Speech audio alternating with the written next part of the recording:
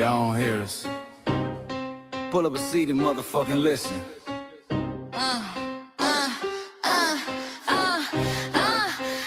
Pull up a seat and motherfucking listen. Pack your bag, time to go home. Talking crazy on our soil where our blood and bones grown. This our grind, we outside on it. While y'all fools on the outside looking, y'all show no respect to Black America, so leave. Hey. Y'all don't get it, so it's time to go home. Get the hell up out of America, take your disrespect and just fly on. Y'all don't get it, so it's time to go home. Get the hell up out of America, take your disrespect and just fly on. You landed on the tarmac, fresh off the boat. Talking about y'all building nothing, man, you choking on the note. My ancestors the reason that this country even breathes. Picked the cotton, built the White House, planted the seed. Jim Crow laws, redlined the map, we was the target. You think that struggle's a costume, man, you can't mark it. We fought the wars, we bled the blood, we died for our future's chance. And you come here and give our legacy a side eye while throwing shade on the guard. While you benefit from doors we kick down with our last breath. Now you spit on the architects who stared down death. Disrespectful, that's disrespectful, ungrateful, a slap in the face to only people who gave a fuck. So let me show your ungrateful ass to the right place.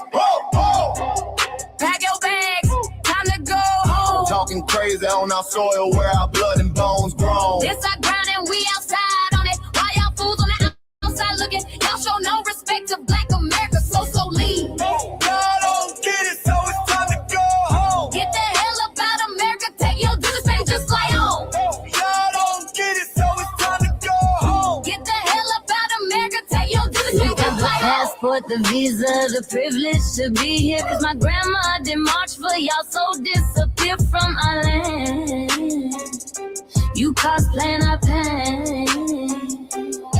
Think it's a trend you can borrow, but you ain't inherit the ghosts of our sorrow. We the foundation, the bedrock, the soil, and the root. You not no branch on our tree, and unproductive people always cosplaying me. Talking about we ain't do nothing, you lost your mind. We built this from nothing, time after time. From the beginning to now, we've been the backbone and muscle. Why you look down on the struggle and cause a whole tussle? That energy style with discussing is whack. So let's make it clear, there's no turning back. This land is paid for in full. In blood, sweat, and tears, and dreams deferred. You don't get to come into a house we built from the dirt and telling Black America y'all ain't worth nothing. That's a violation, facts. Pack your bags, time to go home. It's our soil on our soil where our blood and bones grown. Show respect, this our ground, y'all just tenants on a leash. Or get the step. Show no respect to Black America, so leave. Y'all don't get it, so it's time to go home. Get the hell up out of America, taking your business, I can just fly on. Y'all don't get it, so it's time to go home. Get the hell up out of America, taking your business, I can just fly on. Fly, little birdies. Fly on back to where you came from. This ain't for you. The cell is sacred. We said what we said. It's time For y'all to go home. So fly a little birdies fly. So fly a little birdies fly. So fly a little birdies fly. Fly far away from here. So fly a little birdies fly. So fly a little birdies fly. So fly a little birdies fly. Far away from here. So fly a little birdies fly. So fly a little birdies fly. So fly a little birdies fly. Far away from here. So fly a little birdies fly. So fly a little birdies fly. So fly a little birdies fly. Far away from here. Bye bye little birds.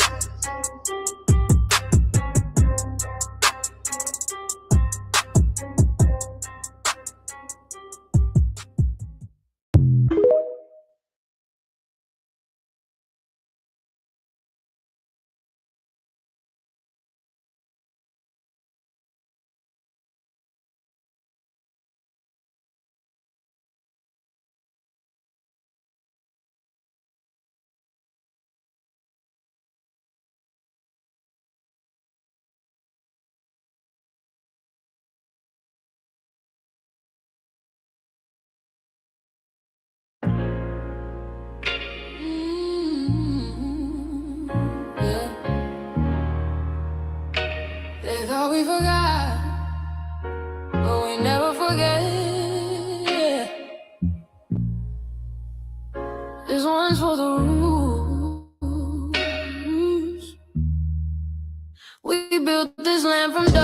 tears, 400 years, and we still here.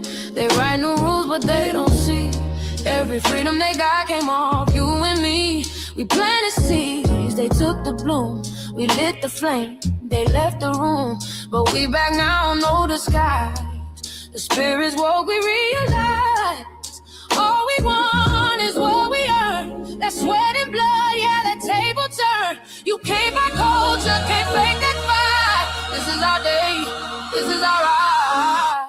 We happiness. Say it loud, say it strong. We the heartbeat that's been there all along. Foundation of Black Americans, stand tall. We ain't begging for nothing, we built that all. Born from pain and grace, you can see the truth written in our face. We the soul, the sound, fight the flame. Foundational Black Americans, say our name. They love our rhythm, but they dodge our blues. Use our voice when it fits their news. They take our sound, but not our scars. We the backbone, we the stars. Now the veil is gone, the mask is clear. We see the game, we know it's here. No more silence, no more lies. We lift that flag and watch it rise. Rise up, rise up. We the ones that made this nation breathe. Our veins are power, our roots are trees. We know worlds. It's rhythm and grace, and now we reclaiming our rightful place. Can't copy courage, can't steal pain. You can't inherit soul by changing names. Our story ain't done, it's the revival. We guard the gate, it's about survival. We FBA, say it proud, say it loud. The world dances on what we vow. Foundational Black Americans. Still we stand, still we fight, still we demand. Every block, every song, we've been right here all along. The soul of a people strong and free. Foundational Black Americans.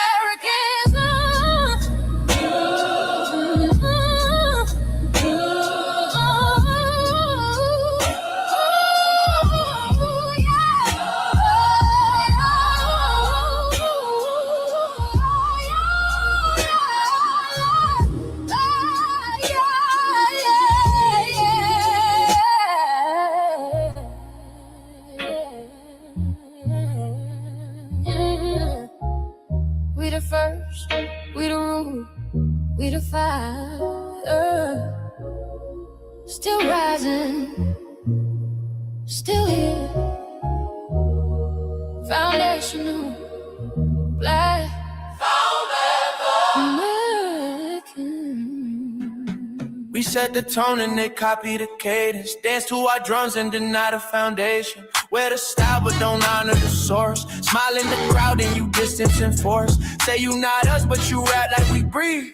Take the rhythm, then fuse the receipts. I ain't mad, I'm just holding the glass. Throw in the mirror, now answer it back. I ain't here to cancel nobody. Just keep it honest, keep it solid. If you eat from the table we built, don't act surprised when we guard it. Do you like that? Do you like that? When I flip your sound and I ride like that. Do you like that? Do you like that? Do you like that?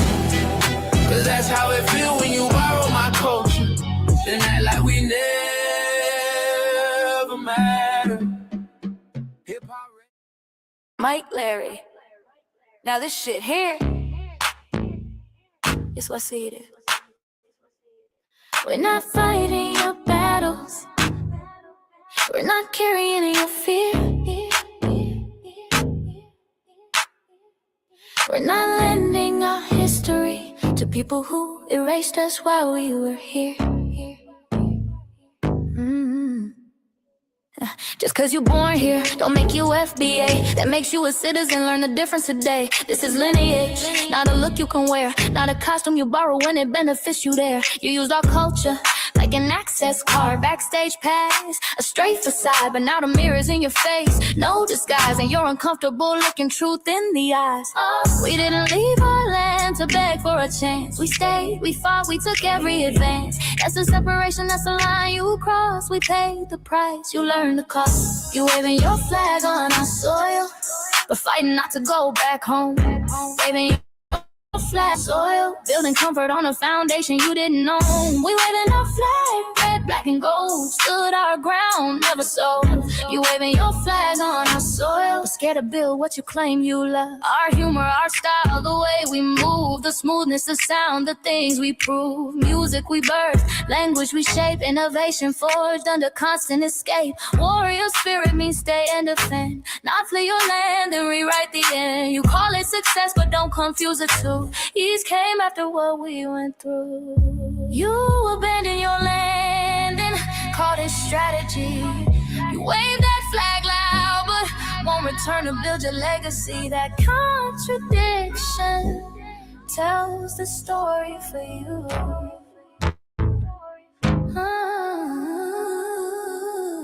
You waving your flag on our soil, or fighting not to go back home.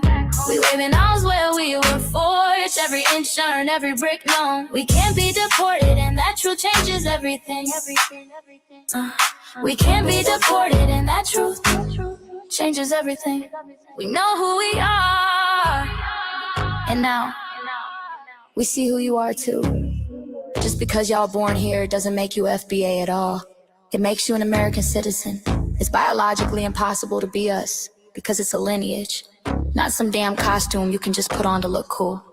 You immigrants and immigrant Americans has used our culture as an access card, a backstage pass to our culture. Now y'all have to look in the mirror. Our sense of humor, the aesthetics, mannerisms, the style of dress, the smoothness, the creativity, our genres of music, innovativeness, our slang, our warrior spirit by staying on our homeland and fighting and not fleeing to somebody else's land to beg for a better life and shit on the very people who fought to have us there. That's who we are. And we know who the hell y'all are waving your flag on our soil and fighting to make sure y'all don't go back.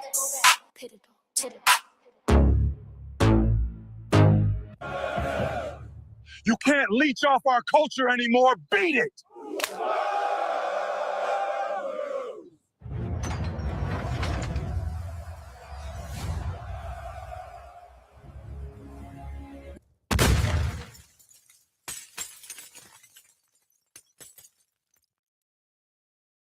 Mike Larry, man, you did it again. We really making history. Let's go. Do you like that? Do you like that? Flip your sound, how you like that? Do you like that?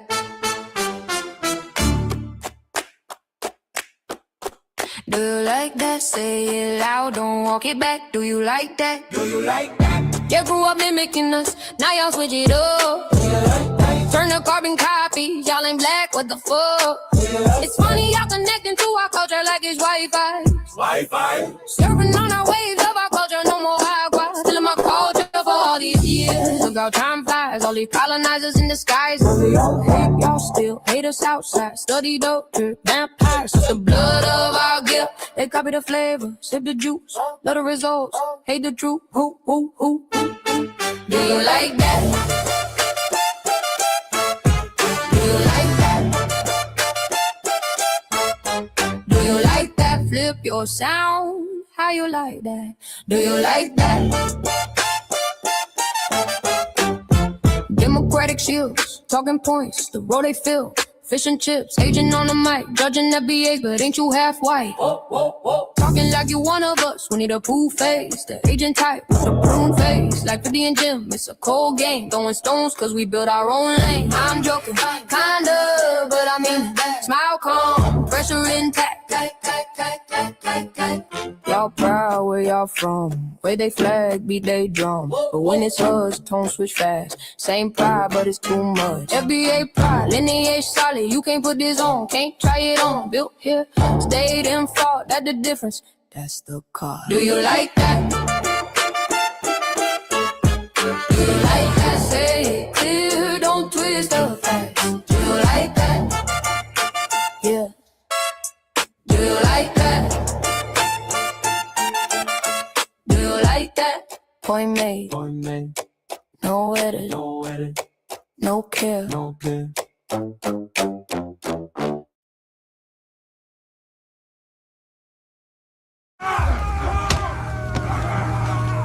erasing history is something that you have to do when it comes to conquest, domination, and destroying a people. If people knew who they were, what they were, and what they were capable of in the past, they will understand what they have a possibility or a likelihood of doing in the future. Foundational Black Americans, we've always had a culture of resistance. We cultivated a culture of resistance on this land, and we've been resisting ever since we've encountered European domination. But nothing was really popping in Europe until the transatlantic slave trade, and that's where they amassed a lot of wealth. One thing that I think is unique about our culture as far as how we resist, how we fight back, is just the environment we were put in from day one. Being only 13% of the population, the white supremacists were very meticulous about keeping that population at a certain amount. There was never a period when we did not resist the encroachment of the white man. They have a natural behavior of authority no matter where they go. That's why they'll step up in front of us in the line at the store. We're not important. They don't even see us. We've never been able to excel. We've never been able to relax. We've never been able to just be, which means that existence is resistance. It must be something in our DNA, our historical background, to when something doesn't sit right with us, especially spiritually, in our souls and in our spirit, we just say no. We live resistance. From the moment we're born, we're in resistance. And it's handed down generation to generation. And so I think that cultural resistance is actually in our DNA, in our epigenetics, and then it blossoms out into the culture. So there's almost nothing in America that we do, from song to dance to politics to the way we talk, the way we dress, having coded languages considered to be slang today. Everything about Black American culture is a form of resistance. Of course, they want to always downplay our contributions to the global tapestry because they continue to act like our number one export in this country is not Black innovation. Everyone understands that our resistance has been the cornerstone of what foundational Black Americans have always done. We are the life that breathes everything into this nation. The further back you go, the further Black you go. It's just simple like that, brother.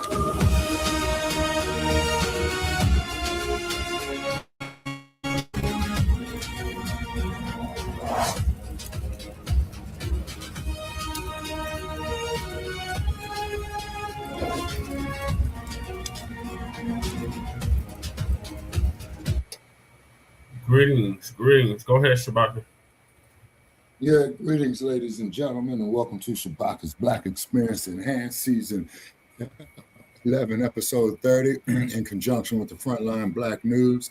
Okay, we're coming to you here from Sin City tonight. Also, Brother Che came to my attention, man. I got a couple of complaints here in my building about noise that I was making in the middle of the night.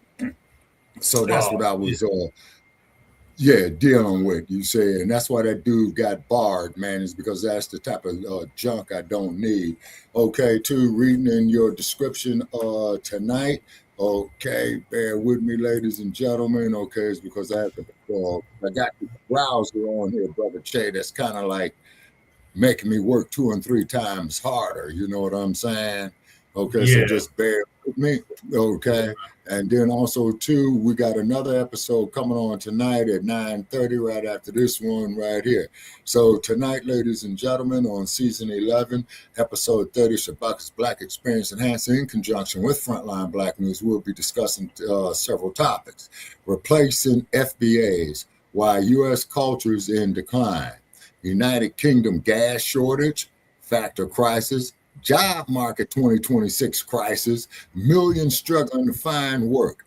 Iran rejects Trump's ultimatum. Tensions escalate fast. Donald Trump says U.S. should take Iran's oil. This is why FBA is dominating every conversation. And then also, Brother Che, off of mainstream media news, okay, is that they're talking about invoking the 25th Amendment on Trump, okay, to shut him down. Yeah, but in a perfect world, man, it's not going to happen, in my opinion, because no president has ever been removed from office due to a conviction in the impeachment. You see, Twin Pyramid says where you live, Shabaka. Church, the library, they better chill. Right, better chill like EPMD with that nonsense. Yes, sir, without a doubt. And then, too, is that the dumpster, as in human shit, and I want to make that perfectly clear, he is losing support amongst his own people. So this is a great thing. You see what I'm saying? This is beautiful. Let it crash from within. You see? So the dumpster, you realize, man, you got the head this bump. They got played for suckers. You know what I'm saying?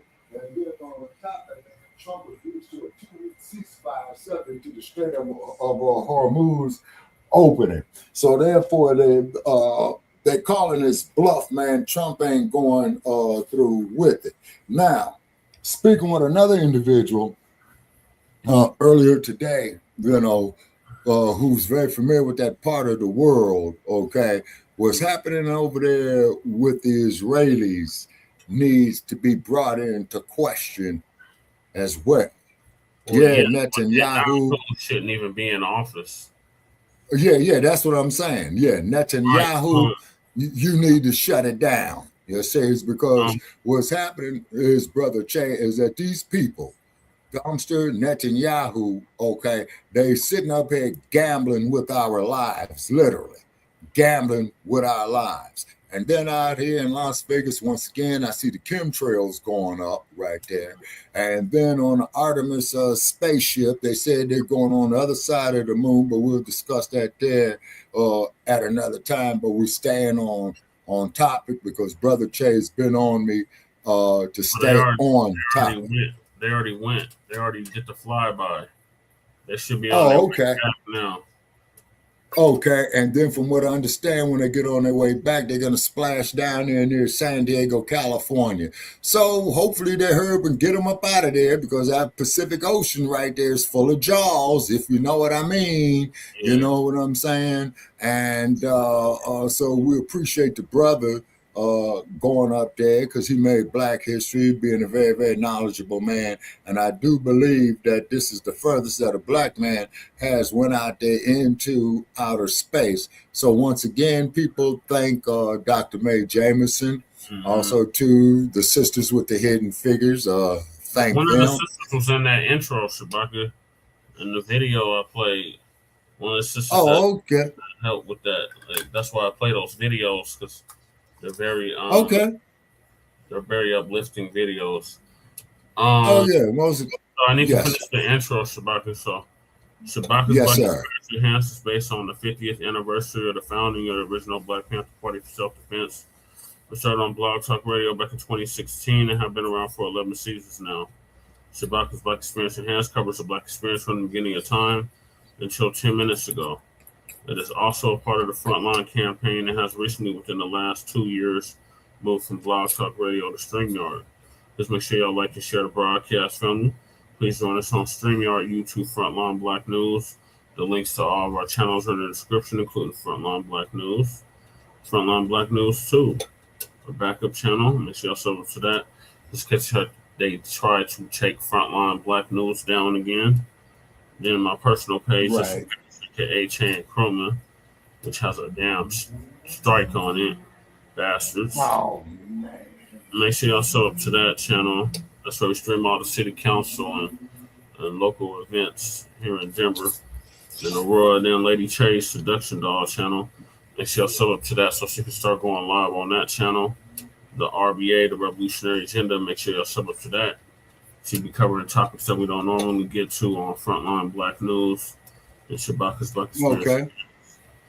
Then Shabaka'S YouTube Gen 1, make sure y'all sub up to that. Then we got Jay with Cracker TV with Jay Militant, our cousin, our local out the Bay Area. Make sure y'all sub up to Shout out to Jay. Then shout out to our brother Kukizi, who was with us last night. Make sure y'all sub up to his channel. Kukizi 5100 out the Mile High. And then we got our brother Breeze Omega out of Virginia, VA. Okay.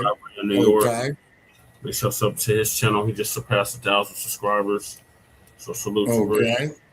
Then we got our brother Black Power, who I was just on his show not too long ago with Torian Rain Reloaded. Make sure y'all sub to his channel. He has surpassed 2,000 subscribers. He's on his way to 3,000 subscribers. And last but certainly not least, young brother Black Truth United, who came up with the B1 Rolodex, which is a modern day green book for FBA and B1 businesses all over this country.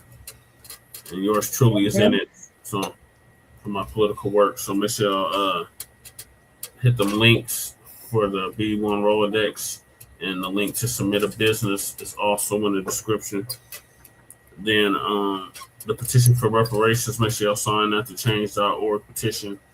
Then we got Sister Brooks petition as well. That link is also in the description. Hidden Color 6, which we already met the goal, so I'm gonna start putting that in the description. But the link to Hidden Color 6 trailer, GoFundMe rather, Kickstarter rather, is in the description. And then we got Lady Che's GoFundMe. Make sure y'all donate to that if you haven't already. Then we got copyright disclaimer under Section 107 of the Copyright Act of 1976.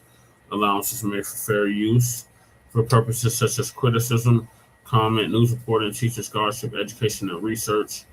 And I do not own the rights to the music. And if you don't understand racism, white supremacy, what it is and how it works, everything else you think you understand will only confuse you. In all 9 or 10 areas of human and people activity, and that is economics, education, entertainment, labor, law, politics, religion, sex, and war, and some say health and nutrition. In all 9 or 10 areas of human and people activity.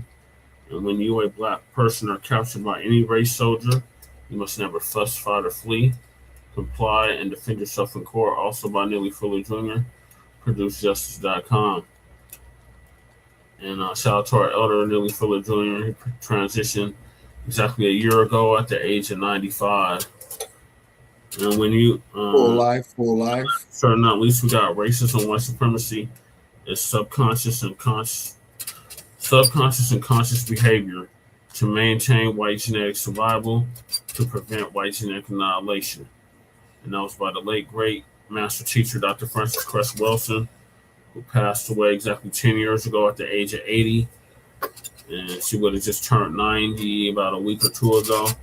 And shout out to our FBA brother Tariq Nasheed for paying for her funeral, along with several others. So those are the topics. Make sure y'all hit that like and subscribe button. All right, Shabaka, so I'm going to hop into the first topic, which is replacing FBAs. What he's talking about, and he's specifically talking about in the NBA. Okay. Why U.S. culture is in decline. So our brother Professor Black Truth gonna give us an update on that. Okay. All right, going on mute.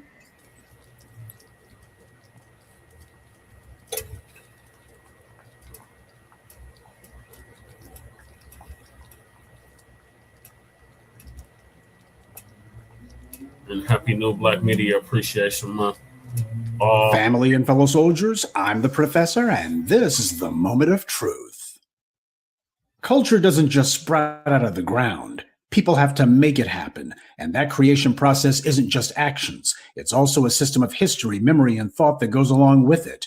If your culture is dynamic, there's probably a very specific reason why, and there's probably very specific people who are behind that. But what happens when a society makes the deliberate choice to disconnect the culture from its source? The culture decays. That's what happens. When I saw the pieces in the news feeds talking about this BAM guy breaking Kobe Bryant's record, the first thought that came to my mind was, who is this guy?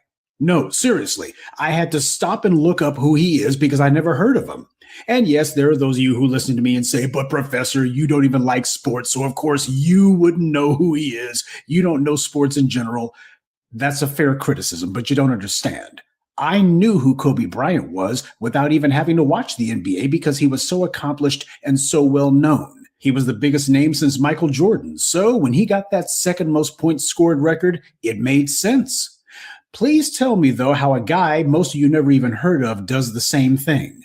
And when you're done with that one, tell me how this white guy you also never heard of did the same thing right after that. Have either of these guys ever won a ring or been an MVP or made a name for themselves? I don't know. And that's the entire problem with this.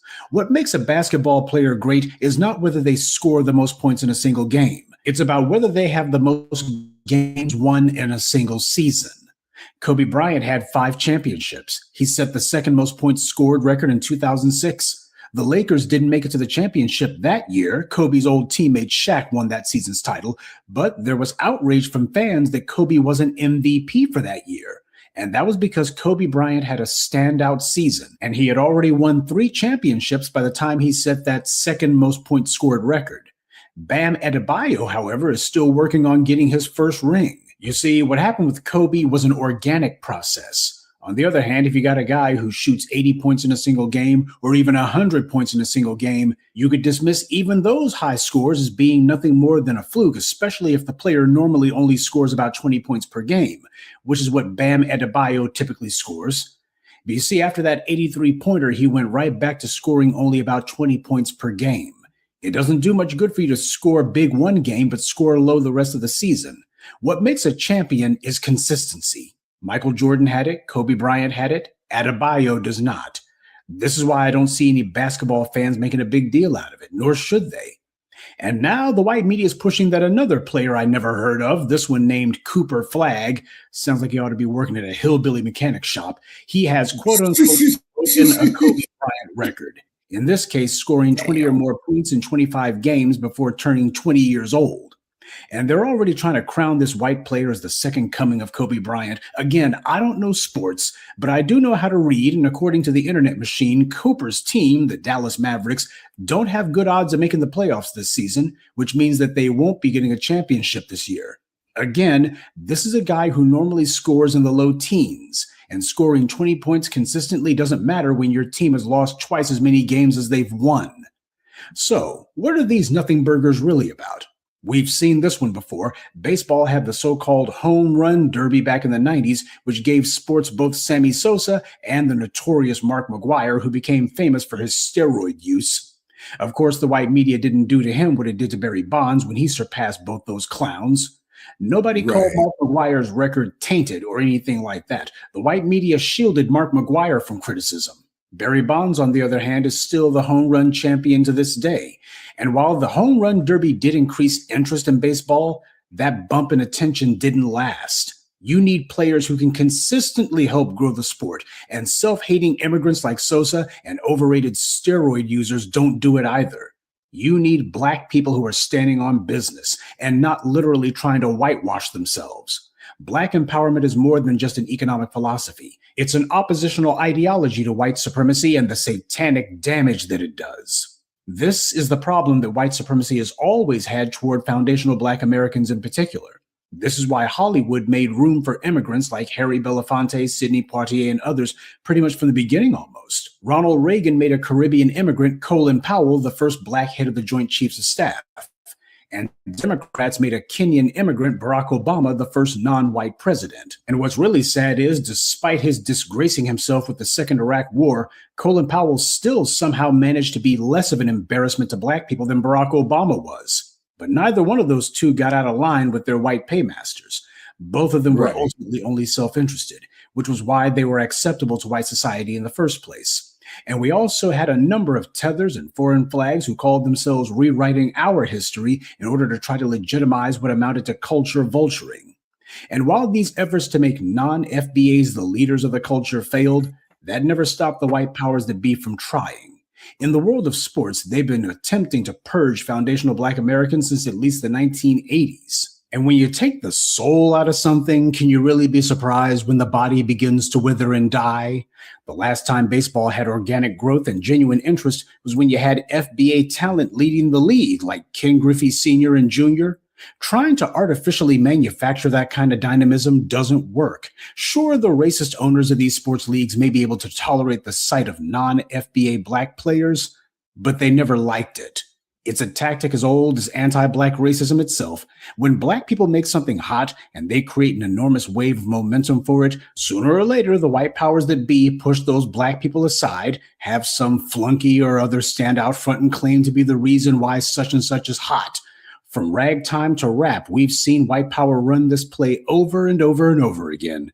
As the white media saw it, enormous numbers of people were watching pro sports, so it should be pretty straightforward to start phasing out the FBA players one by one, and over time start to filter in white players, or if they have to, immigrants, and make them credible by hyping them up, making them prominent by using the white media's monopoly to give them flattering coverage, and in time, these other people would be the majority of visible players in these leagues, and nobody would have even noticed that this changeover even happened, and their business wouldn't suffer. Well, that's what they thought, but of course it didn't go that way. And here's why. Stunts like the home run derby and the we broke Kobe's record stuff, that doesn't build a sports league. This is how you cheapen a sport. You get a temporary sugar rush, a momentary bump in interest for that particular story, though that didn't even happen with Bam Adebayo and this flag character. Because afterwards, you're run down again when people realize this was just a meaningless fluke. This kind of ploy runs into the law of diminishing returns pretty quickly. As the number of foreign talent and overrated European players like Luka Doncic has gone up, we've also seen a simultaneous decline in viewership too. Now, they're not cratering per se, but what I'm saying is the thrill is gone. The NBA is not dying any more than, say, Major League Baseball died. But interest and hence revenues are taking a hit. That keen interest is lacking. At the very least, the danger of stalling is now there. And for these leagues, if they're not growing, then they are dying. People are used to sitting down at a table someone else built and eating bread somebody else baked and then having a white media that celebrates this. As a result, they can try to tell themselves and the world that what they did was legitimate somehow. The white media are the masters of getting people to see rose fields through rose-colored glasses, mostly because they've mastered the art of getting you to want to see things their way. They create very seductive lies, meant to be both alluring and, they hope, inspiring to you. And the hook they use is to get you to see yourself in their lies, and hopefully you'll begin to psychologically invest in it. Even though you're not getting anything out of it, and you never will, you'll still waste years of your life trying to make their lies real because you love the idea of it so much. That's how you con someone, by getting the mark to con himself. And of course, it doesn't stop there. We saw with Essence Fest what happens when tethers take over an institution. They immediately run it into the ground. And when you look at the vast wasteland that music became, you see the exact same pattern played itself out there too. This is how the society is destroying these institutions and the culture one by one. The answer is not to keep pushing the failed experiments of exotic Europeans or people from abroad. The answer is the tried and true, the FBA talent that built these places. Doing it any other way is the equivalent of putting cheap Chinese knockoff parts in your brand new car. Sure, you can get the engine to turn over and the car will move, but it won't perform the same way it did before. And if you don't get back to the real in time, you'll destroy the vehicle you're depending on. The arrogant and foolish mentality of, it doesn't matter, people will watch anything. That's how they put themselves in this fix. Yes, a lot of people will watch just about anything, but not everyone will watch just anything. There's no substitute for the moral legitimacy of the FBA community, and there's no substitute for the energy, interest, vitality, and focus that we bring to things. Without us, the NBA would be as bland and uninteresting as the European League. Baseball thought that it would garner an international audience by bringing in so many immigrants, but that didn't happen. It's one thing to be a people who kick doors open, but if someone else is going to call themselves being part of what we've built, then they have to bring that same energy. In some cases, like Harry Belafonte, they did, but especially in the last 60 years, too many newcomers have not. Instead, they've been inventions of the white media. They saw being in the U.S. as a chance to do the same kind of sucking up to white power that they tried and failed to do in their home countries. In those places, the white people were behind walls, literally. That's what it's like in Africa and Jamaica. The black people abroad had no access to the white community that they hoped to get into the good graces of.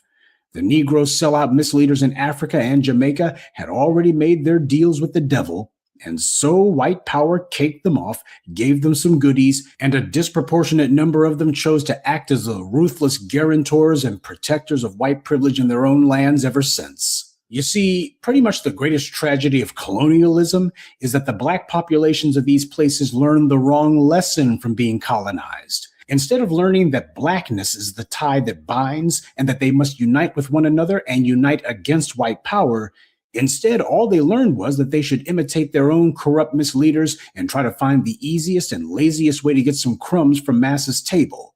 And every black person knows this trick. Just assure white power that you hate anyone who threatens them more than they do. Every immigrant group who's come to the U.S. has done this because the dominant society made it crystal clear that upholding the racial pyramid is the only way to get an in with white power, at least temporarily. But that game always runs out. Because at the end of the day, white power is not what gives energy to these things. White power is a gang of vampires. They suck the energy out of others. They draw the life's blood from others. And what they leave in their wake is nothing but desiccated husks. Just look at the dumpster fire that the so-called cable news became when they kept putting all these immigrants like Roly-Poly and Joke Reed on the air. Somebody stole our dumpster turn. To our history and lineage as a way to give themselves artificial depth and show that these guys are basically deeply rooted in the culture, when they're not. Putting people contrary to the culture like Don Lemonade on air, that was doubling down on failure too. Did any of these people become big ratings leaders for their respective networks? Of course not. You had a bunch of professional BS artists trying to pawn themselves off as being just so down and so genuine and so real, when in reality, all they're trying to do is to see what they can get from a house that somebody else built before it collapses in on itself. Again, you don't have to be a sports fan or even care about sports to recognize white media propaganda, trying to praise somebody and big them up for something that, truth be told, isn't really actually that great an accomplishment, especially not when you look at whether or not the person is moving the culture forward. You don't become a legend just by scoring 80 some odd points in a single game. You become a legend not only because you can win your championships, but because of the fact that you become bigger than the game itself. White power doesn't want that, of course. What it wants are convenient and pliable tools who will do as they're told and won't rock the boat. Ultimately, they're just there to be handmaidens for a white supremacist culture that destroys everything it touches. Well, that's how it goes when you don't have the ability to actually make the game. Inevitably, you just get reduced to playing ball. Good day and be one. I'd like to take a moment to mention some of our contributors: Derek Williams, Stay Positive, Rob Mack, Morris Bodden, and Russell Richardson. Salute to them and thank you to everyone for listening, liking, and sharing this message. Black empowerment only exists because of you. All right, Shabaka. All right, Professor Blacc. Yeah, once again, the professor is dropping knowledge. Shout out there to Professor Black Truth. I appreciate the professor for staying hidden, because your eyes can't hit what your hands can't hit what your eyes can't see. You see, the dumpster.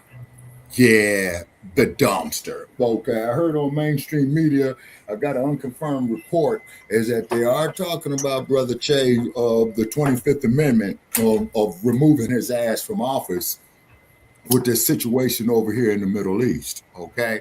Yeah, I keep hearing that. Yeah, but we'll believe it when we see it. You see what I mean?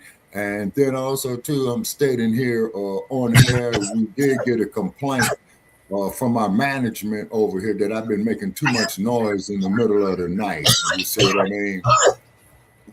And what have you. So, I'm going to be chilling, on the nighttime, because I ain't ready to leave this place yet, All right. But however, what's happening with this gas is ridiculous. And if they do invoke the 25th Amendment, I would like to see it because it'll be unprecedented. You see what I mean? And then, not to mention the fact, the old bastard is 84. What is he? 80, 81, something like that. He's too old for the job, Brother Che. Say, to have that job. Yeah, he's the same age Biden was. Yes, sir. Okay, and he called him Sleepy Joe. Okay, so Donald Duck, or Donald Lame Duck is what I'm going to start calling him. He needs to reap what he sows. You say, J.D. Vance, he should be bypassed. Okay, that dude is unprecedented because J.D. Vance is Trump 2.0 for the future. The world does not need that. If they invoke the 25th Amendment, then he would become the president. Yeah, I know. See, that's the flip side of the coin, Brother Che, you see. So then hopefully if JD becomes the president, then hopefully they could select the vice president of somebody who can pretty much keep them in checks and balances. Now, you know more about this here on political science than I do. So if Vance becomes the president, who would automatically step up to be the vice president? Wouldn't that be the Speaker of the House? Yeah, Captain Binghamton. Yeah, okay, Captain Binghamton. Okay, all righty. And the reason why I use the term Captain Binghamton, because there was a 1960 show called McHale's Navy. And if you could pull up the past episodes on YouTube, and when you take a look at this fool, you will see he's just like Mike Johnston. Okay. Yeah. Okay, now up here drinking my coffee to stay up is because I'm an old bird. That's about the NBA and then replacing the FBA talent with foreign international talent. Okay, and let me guess. It's going to be the white guys out of Europe. Am I correct? Yeah, that's what they're doing. Yeah, because I'm seeing that already. Is because I have a loved one who follows basketball like I do the boxing. And also, too, I spoke with a very, very important contact in the boxing world today. And get this, they called me. Okay. Ooh. So we're going to be doing a whole lot of mopping up over here at Shabaka'S Blacc Experience Enhanced. Okay. It's because we cannot afford, to lose prominent contacts over nonsense and BS. You see what I'm saying? And by the way, and I'm talking to myself as well. You see what I'm saying? See, so this is why a certain individual is barred from Shabaka'S Blacc Experience Enhanced because of that reason. Yes, but however, we would like for some of you, how should we say, some of you other OTBs to come up here and be like our man Michael. You know what I'm saying? Yeah. Because our platform is open to everyone, except we just emphasize the Black experience and we enhance it. Is because if it wasn't for the Black experience, the technology of the world as we know it would not exist. You see, and then also too. Brother Che, another thing that I sent you the clip of Professor PLO Lumumba. If we can get him, that would be beautiful, is because in that clip, he was crumb bumming on the tethers on the African continent that sold us down the tubes when those Nabiscos came. You see what I mean? Yeah. And what should have happened with the Nabiscos when they showed up with their funky, stinking, nasty rectums, they should have been told, hey, man, you can't stop here. You're too filthy. Right. You see what I mean? Right. You're too filthy. But as you had pointed out, just like PLO Lumumba had pointed out, Brother Che, he echoed you. Yeah. They came here with these BS trinkets. They come to us with BS trinkets. Then, like with Her Majesty Queen Nzinga that I sent you a message on, she sat there and listened to the missionaries. And as you so well put it out there, Brother Che, what you were right about, they do the recon. You see what I'm saying? Just like that dude, Kenneth Copeland over there in Nigeria, and got our people down there bowing down to him, kissing his ring. They might as well should have did something else with him, if you know what I mean. Just to show you how appalled I was. You see? Our people would be bowing down to no cockazoid like that. Exactly. We'll be stomping his ass. You see, and we're not advocating violence or anything like that. But Professor PLO Lumumba, I have to give it to the professor, and if we can get him, that'll be wonderful. Is because did you share the link out, Shabaka? For the Streamyard, yeah, I shared out the YouTube link up there on my like page, yeah. Okay, can you share it in the groups too? Yeah, I believe I can. Okay, I believe I can. Okay, so as when we have another presentation, and then I will go up there to share it, in my groups. You know what I mean? And then also too, like I said on my end, Brother Chad, I am seeing an increase in the numbers. So we're doing something right. We may not be getting at the pace that we want to, you'll say, but we are making some progress. You see what I'm saying? And what have you. You'll say, all right, and Let then me too, get my take on this. So yeah, they're trying to replace FBAs with these immigrants, specifically the Europeans and some of the Africans and some of the Caribbeans, and it's not going to work. People don't want to watch them play; they want to watch FBA play. And this is nothing to be bragging about. These foreigners beating Kobe's record. Wilt Chamberlain scored 30 points in the game. I don't hear nobody talking about that. Yeah, exactly. No, wait a minute, Brother Che, hold it. And early in Wilt's career, man, I think he scored 100 points in a game. That's what I just said, Shabaka. Oh, okay. Yeah, and that record still stands today. And like I told you, Brother Che, when I was in high school, I went to high school with his nephew, and I didn't believe it was his nephew. And although I didn't interact with him, but I do know that when Wilt Chamberlain died, they showed him on a picture of the LA Times, quite naturally, of course, feeling bad because he had just lost his uncle. You see what I'm saying? So that's not so much, patting myself on the back, you'll say. But what it is that we got to control the ownership and the management of the pro sports, okay? And I'm figuring, Brother Che, will take at least a 5-year commitment on us to do the economical shift on it. And then what will happen is that the NBA will be bound down to us, you see? Well, Ice Cube already took the initiative with the Big Three. Yeah, he did. And then I just saw something about Cube recently on social media where he's trying to do some more greater things. So shout out there to Cube of what he's trying to do. With Hollywood too. Okay, smart man. Then hopefully he could branch off, man, and start his own movie making companies, like what Tyler Perry did. It's an uphill battle, so I would give Cube 5 years, to make an impact on that, like what Tyler Perry did. But I really wish Tyler Perry would do more roles where he's not wearing a dress, you see. And then, of course, as we do know, how they knocked Tyler Perry away from getting a piece of Paramount Pictures, just like what they did to our man there who tried to buy United Airlines, who started BET. What was his name? Mike Johnson, I believe? Bob Johnson. Yeah, Robert Johnson, yeah. So that there just goes to show, Black family, okay, well, this is why we got to flex our economical muscle, you see what I'm saying, on us doing for ourselves. This isn't bigotry. This isn't hatred. It is making the Black community more self-sufficient. So when I get these numbskulls talking about, well, Blacks ain't, and look at the damage that they do to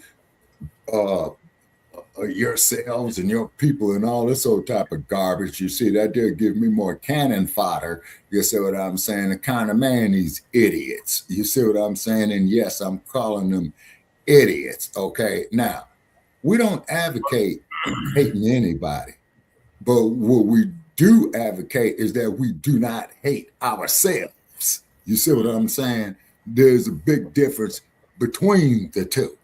You see what I'm saying? Well, we're the only ones that's been advocating for that, Shabaka. We're the only Black people on this planet that's been advocating for that. You see, and then you get all these sellouts and what have you, and then how they want to feminize our Black men. And I was speaking with a public figure today on that, had a lengthy conversation with them, and we talked about all kind of things. I also told them of what I evolved since the last time they saw me on social media. And they said that they would check it out when they can, you see. So we're going to be doing a lot of mopping up over here. You see what I'm saying? All right, Shabaka. So I got to stick to a strict time schedule. So I'll move on to the next topic. And that is so across the pond, UK gas shortage is a fact or fiction, or a fact or crisis. It's a fact or crisis. No, it's a crisis. Lisa's going to give us an update on that. Okay, muting out.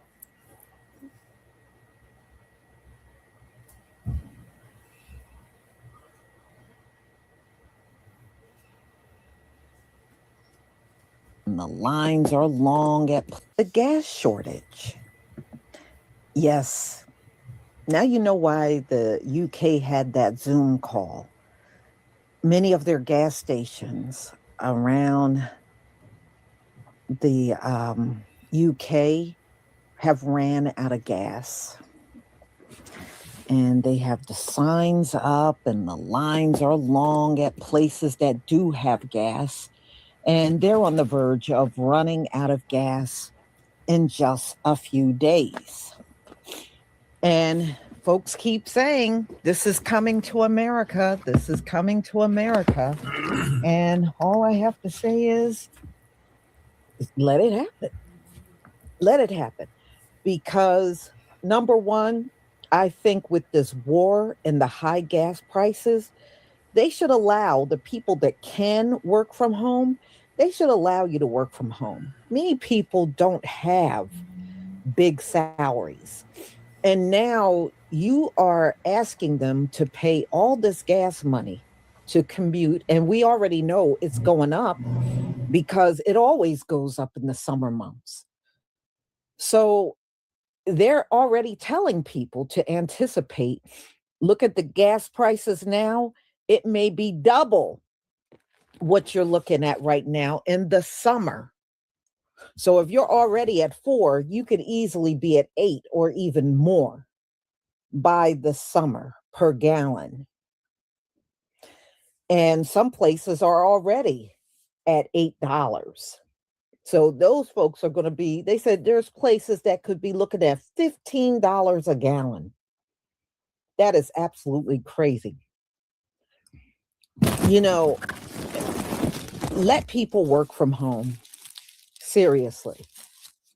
And I know a lot of people didn't want to, the kids, it was hard teaching them when they were at home.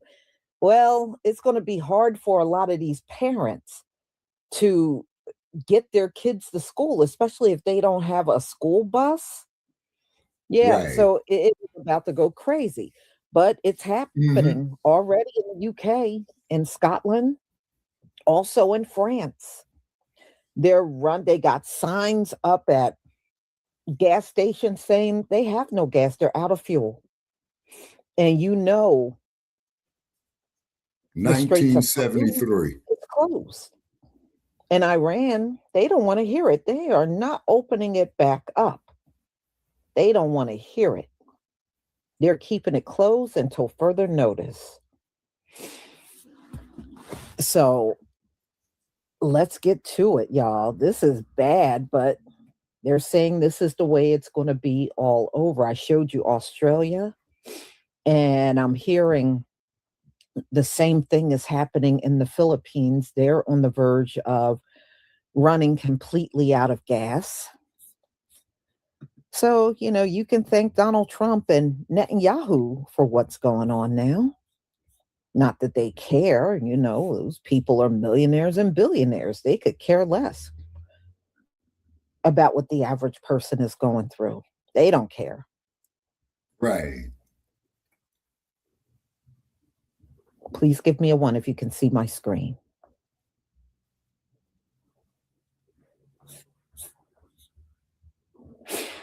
Okay, so the UK also canceled all their flights because there's not enough jet fuel. So their airports are shutting down all flights. All the flights are being canceled because they're saying they just don't have jet fuel for the planes. So the planes are all going to have to sit.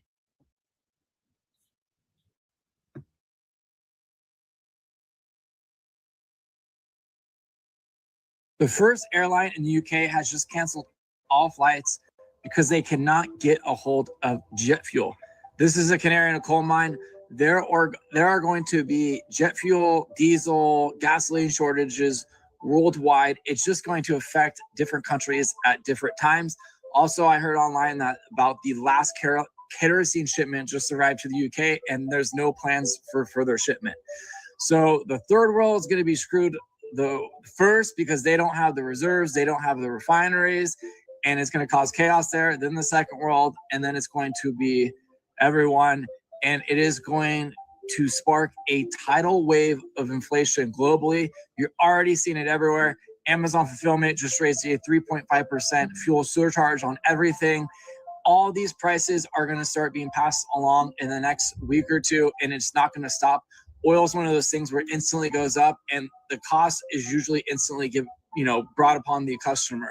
So you think food in the grocery is expensive now, it's going to get a lot more expensive. And I don't think the world can afford this war right now. And it's going to collapse governments and economies, I believe. Imagine throughout the country, they're saying that fuel is running out to petrol stations like Asda and Sainsbury's.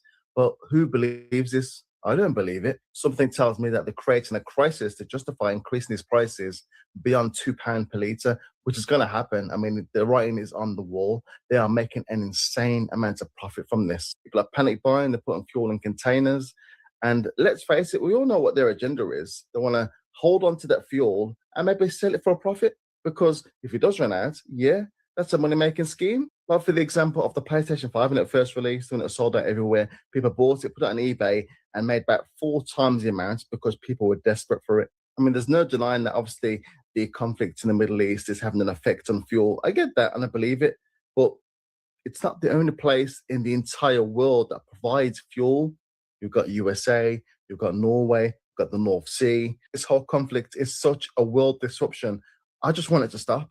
At this point, I don't think we're going to see normality. This seems to be a normal thing right now. Create conflicts, create disruption, and hike prices to abuse the consumers. Fuel stations across Glasgow have been forced to close amid the relentless panic buying of petrol and diesel. Sorry, out of use signs hang from many pumps across the city, and forecourts have been blocked off as swarms of cars line up to try and fill both their tanks and fuel cans. The Glasgow Times visited several fuel stations across the city. Some were closed because they had run out of fuel, while others were open and had varying supplies. Staff at all locations assured us that fuel deliveries were arriving as usual and that pumps were running dry due to customers panic buying amid soaring prices. You can read the full story and find the latest at the Glasgow Times online. I mean, this does remind me a little bit of COVID and the criticism that the country wasn't prepared in time. And just to use a small example to explain this with the fuel crisis now, the big concern was the NHS couldn't cope with the capacity of the people who become ill in COVID and that it would eventually collapse. And the whole point of the COVID inquiry is to talk about how the country can be better prepared for future crises. That being said, with fuel this time around, the government figures on our preparedness now aren't good. So we've got 900,000 tonnes of petrol in storage, which sounds like quite a lot. Sounds like quite a lot to hear that. But that is actually only 26 normal days' supply.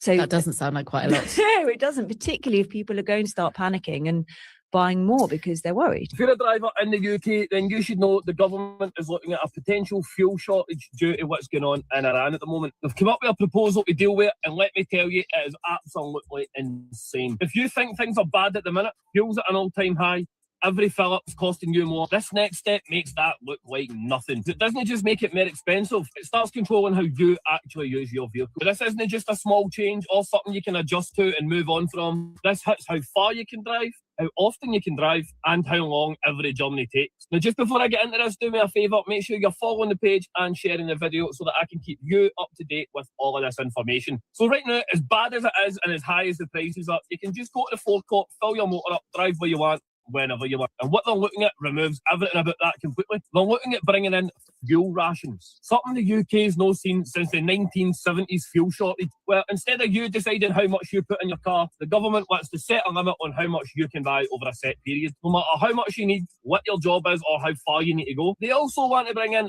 50-mile-an-hour motorways across the UK, slowing the entire network down on purpose to cut down fuel use, which means every journey is going to take longer and more of your time is going to get eaten up day after day. Under this proposal, if you rely on your car for work, let's say, you don't get to just use less. You still need to be there. So you'll be forced to stretch out a fixed fuel allowance across your entire week, deciding what journey you can make and what one you need to avoid. And if it doesn't cover it, then tough luck. your problem, no theirs. The worst thing, instead of fixing the supply, they're just managing you and putting all the blame onto you, so they don't need to worry about it. Hundreds of drivers have been seen queuing at petrol stations across Scotland, with many running out of fuel amid soaring prices. Prices increased to their highest level in years after the war in Iran badly disrupted the global oil supply, and drivers have been rushing to fill their tanks before prices climb any further. Huge queues have been spotted at the fuel station at Costco in Glasgow, with many pumps already empty as cars waited along the main road.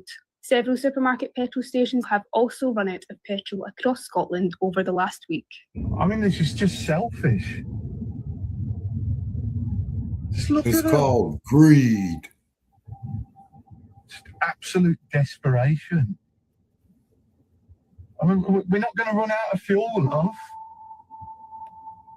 Oh my God. Oh, so now she's going to go and pay. The stupid woman's just left the fuel. Across the world, the same story kept repeating. Fuel stations running dry, queues stretching for miles, an entire city slowing to a crawl. Yep, 1973 all over again.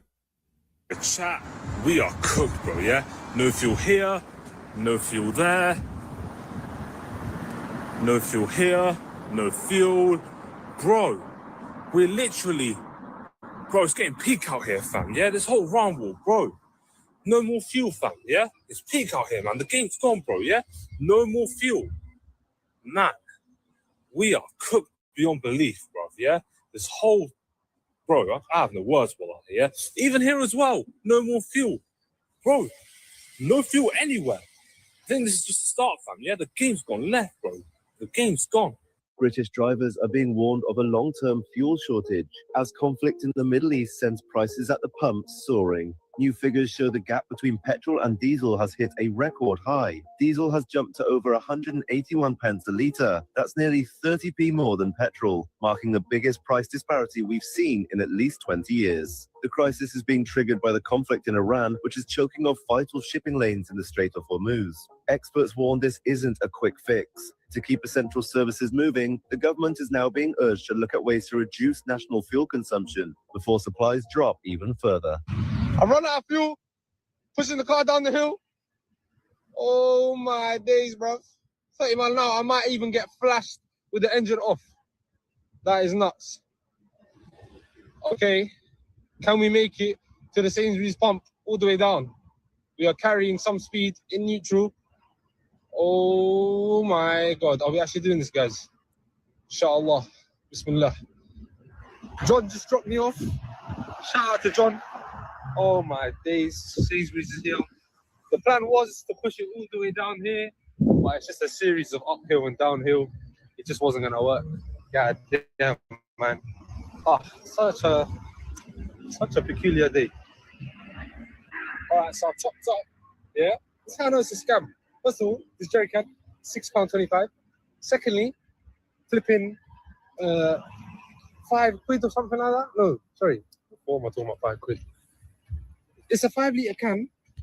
Tell me why I paid £8.90 worth of fuel and it was Sainsbury's fuel. That's like at least 6-7 litres. Are you telling me I spilled 2 litres worth of fuel? No. So I know petrol pumps are a scam, guys. Oh. Now I just gotta wait for good old John to pick us back up and take us back to the car. Hey, John's here. At least the weather's alright though. Yeah, it's nice. It's raining, it makes it worse when you're at the track. Yeah, no, that's true. That's true. But at the same time, everyone's out to the sun. Yeah.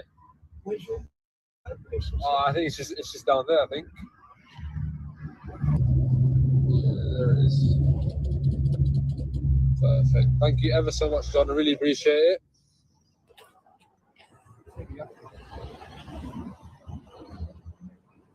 Is it diesel or petrol? No, I'm joking.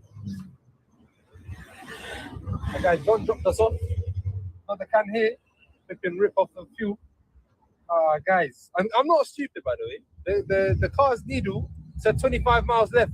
So don't think I'm just an numpty, just trying to squeeze every mile. Don't get me wrong, I do that anyway. But no, today this actually was a faulty fuel gauge. It's the first time you ever do it.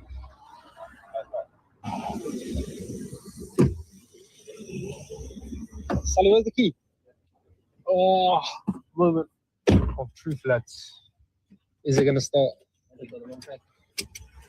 It was diesel, isn't it? These are diesel, no? Yeah. That's why they're so slow, right?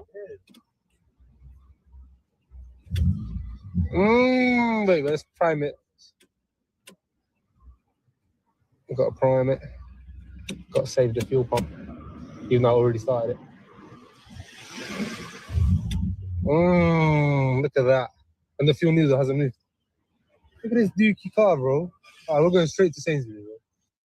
So this is a bit of a crazy one that I just didn't even realise was a problem until earlier this week. I was in a meeting and someone mentioned that the North Sea is running out of gas. And I just read a report from End Fuel Poverty Coalition, and we've used 86% of the gas in the North Sea already. We're down to 14%. We've only been mining there for 60 years. So at best, we've got maybe another decade of gas left. But according to this report, in 2 years, there won't be enough mineable gas left to heat every home in the UK. So we're going to increase our reliance on imports. We're already like 60% dependent on imports. They reckon we'll be closer to 70% dependent in 2 years. And by the year 2050, so in 25 years, we're going to be 94% dependent on imported gas. And that's even with approved fields, new drilling fields in the North Sea for gas. They're saying the total pocket that is left is only 14% of what we originally discovered back in the 60s, which is mad. I didn't realize this was such a big problem and that we were so low on gas. But yeah, we need to get our dependence on renewable energy sources, on electricity, up quickly. I can see why the government that's going to cost pushing for a 2030 deadline so quickly, because we don't have much gas left. And if we're 100% reliable on imports for gas and we're using the same amount that we are today, it's going to push our bills up really high, really, really high. So that's a scary update for you on our energy industry. The UK is running out of gas.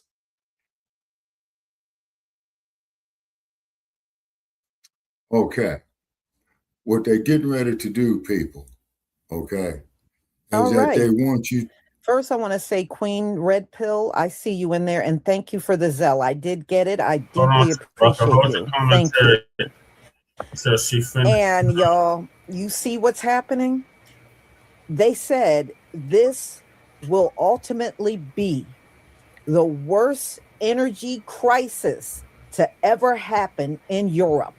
So France is also in the same shape as the UK. And it's going to be virtually all the nations in Europe in this same boat.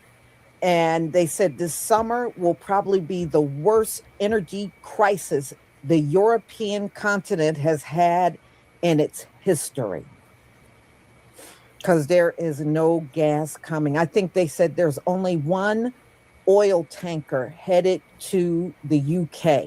That's it. And that is not enough, especially for a whole country. It's not enough. So they're pretty much screwed. There's really not going to be much going to the UK from the Straits of Hormuz at all. Oh, no, this is coming to the U.S., y'all. It's coming to the U.S. as well. Oh, yeah, we know this. It's going to be here, too. So it's just hitting Europe first, but it's going to hit here as well. They're going to have to ration gas in the U.S. Like I said, I don't understand why you can't just allow people to work from home.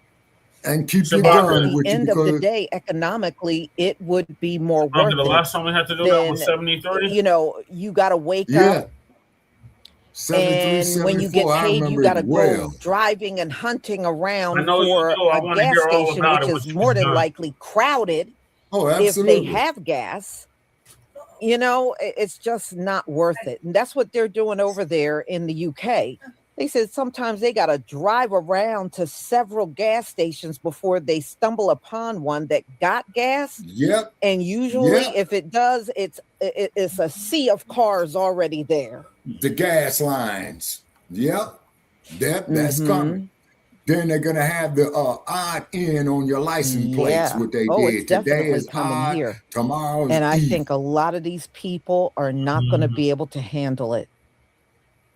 They're not going to No, be they able to won't. You're handle gonna it. have mass chaos, Lisa, honey. People gonna be getting into fights, shootouts, Mhm. all that shit. Because y'all, it's going to have an impact on everything. Not only you getting gas for your car, you got to think about the fuel that these trucks need, Right. hauling all That's the kinds of next food thing I and was gonna goods comment on. across the country. Yeah, that diesel. So And they if bumping you're the going to have a price. hard time getting gas, these truckers are going to have a hard time getting gas too.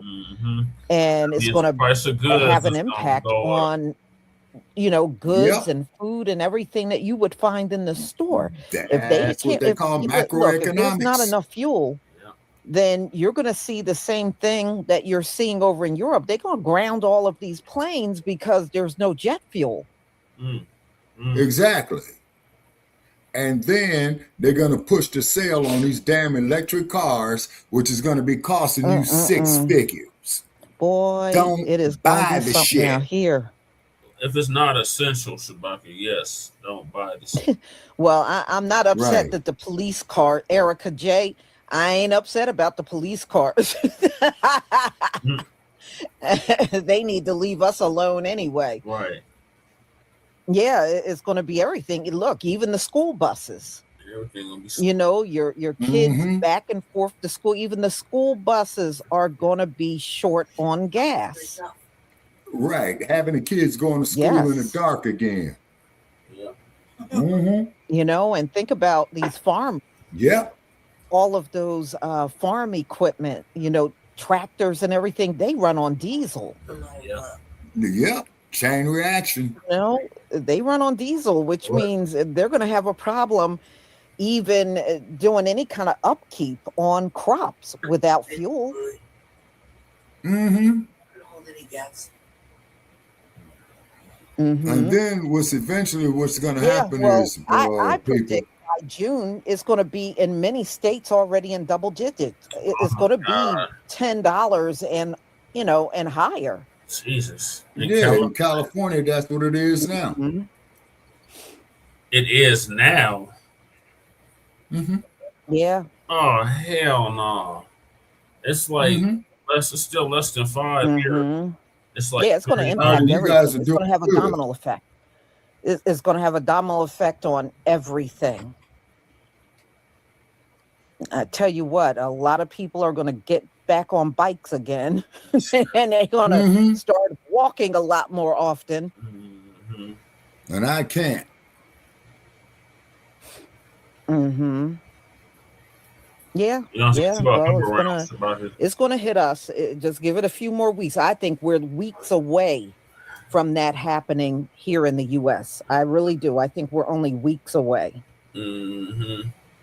Mm-hmm. By the end of May. And I heard New First part of Zealand June is another one that's struggling for fuel.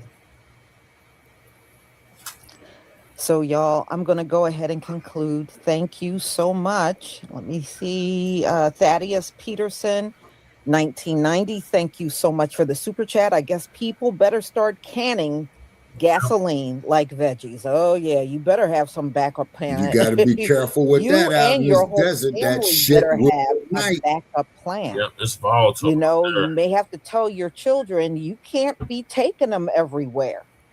So, you know, maybe they have activities that they like to do. They may have to forego those activities when things get really bad. Right. Mm-hmm. Well, more reason for the homeschooling now, Brother Che. Because I Well, they charge you with know truancy, in the but summer, I they used don't to do go it to properly. summer camp, you know, or I used to go visit my grandparents in the South. And I'm thinking, you know, if my parents were alive and I was a kid and under these circumstances, I probably would not have been able to do any of those things. Yeah.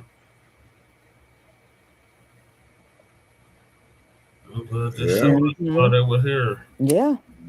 Yeah, Brother Yeah. Che, your generation, man. Woo, I Life feel is for you cats. change for a lot of Yeah, it's people in bad, this country, and they don't even know it. They don't Yeah. even know it. So, y'all, I'm going to go ahead and conclude. Thank you so much for being here.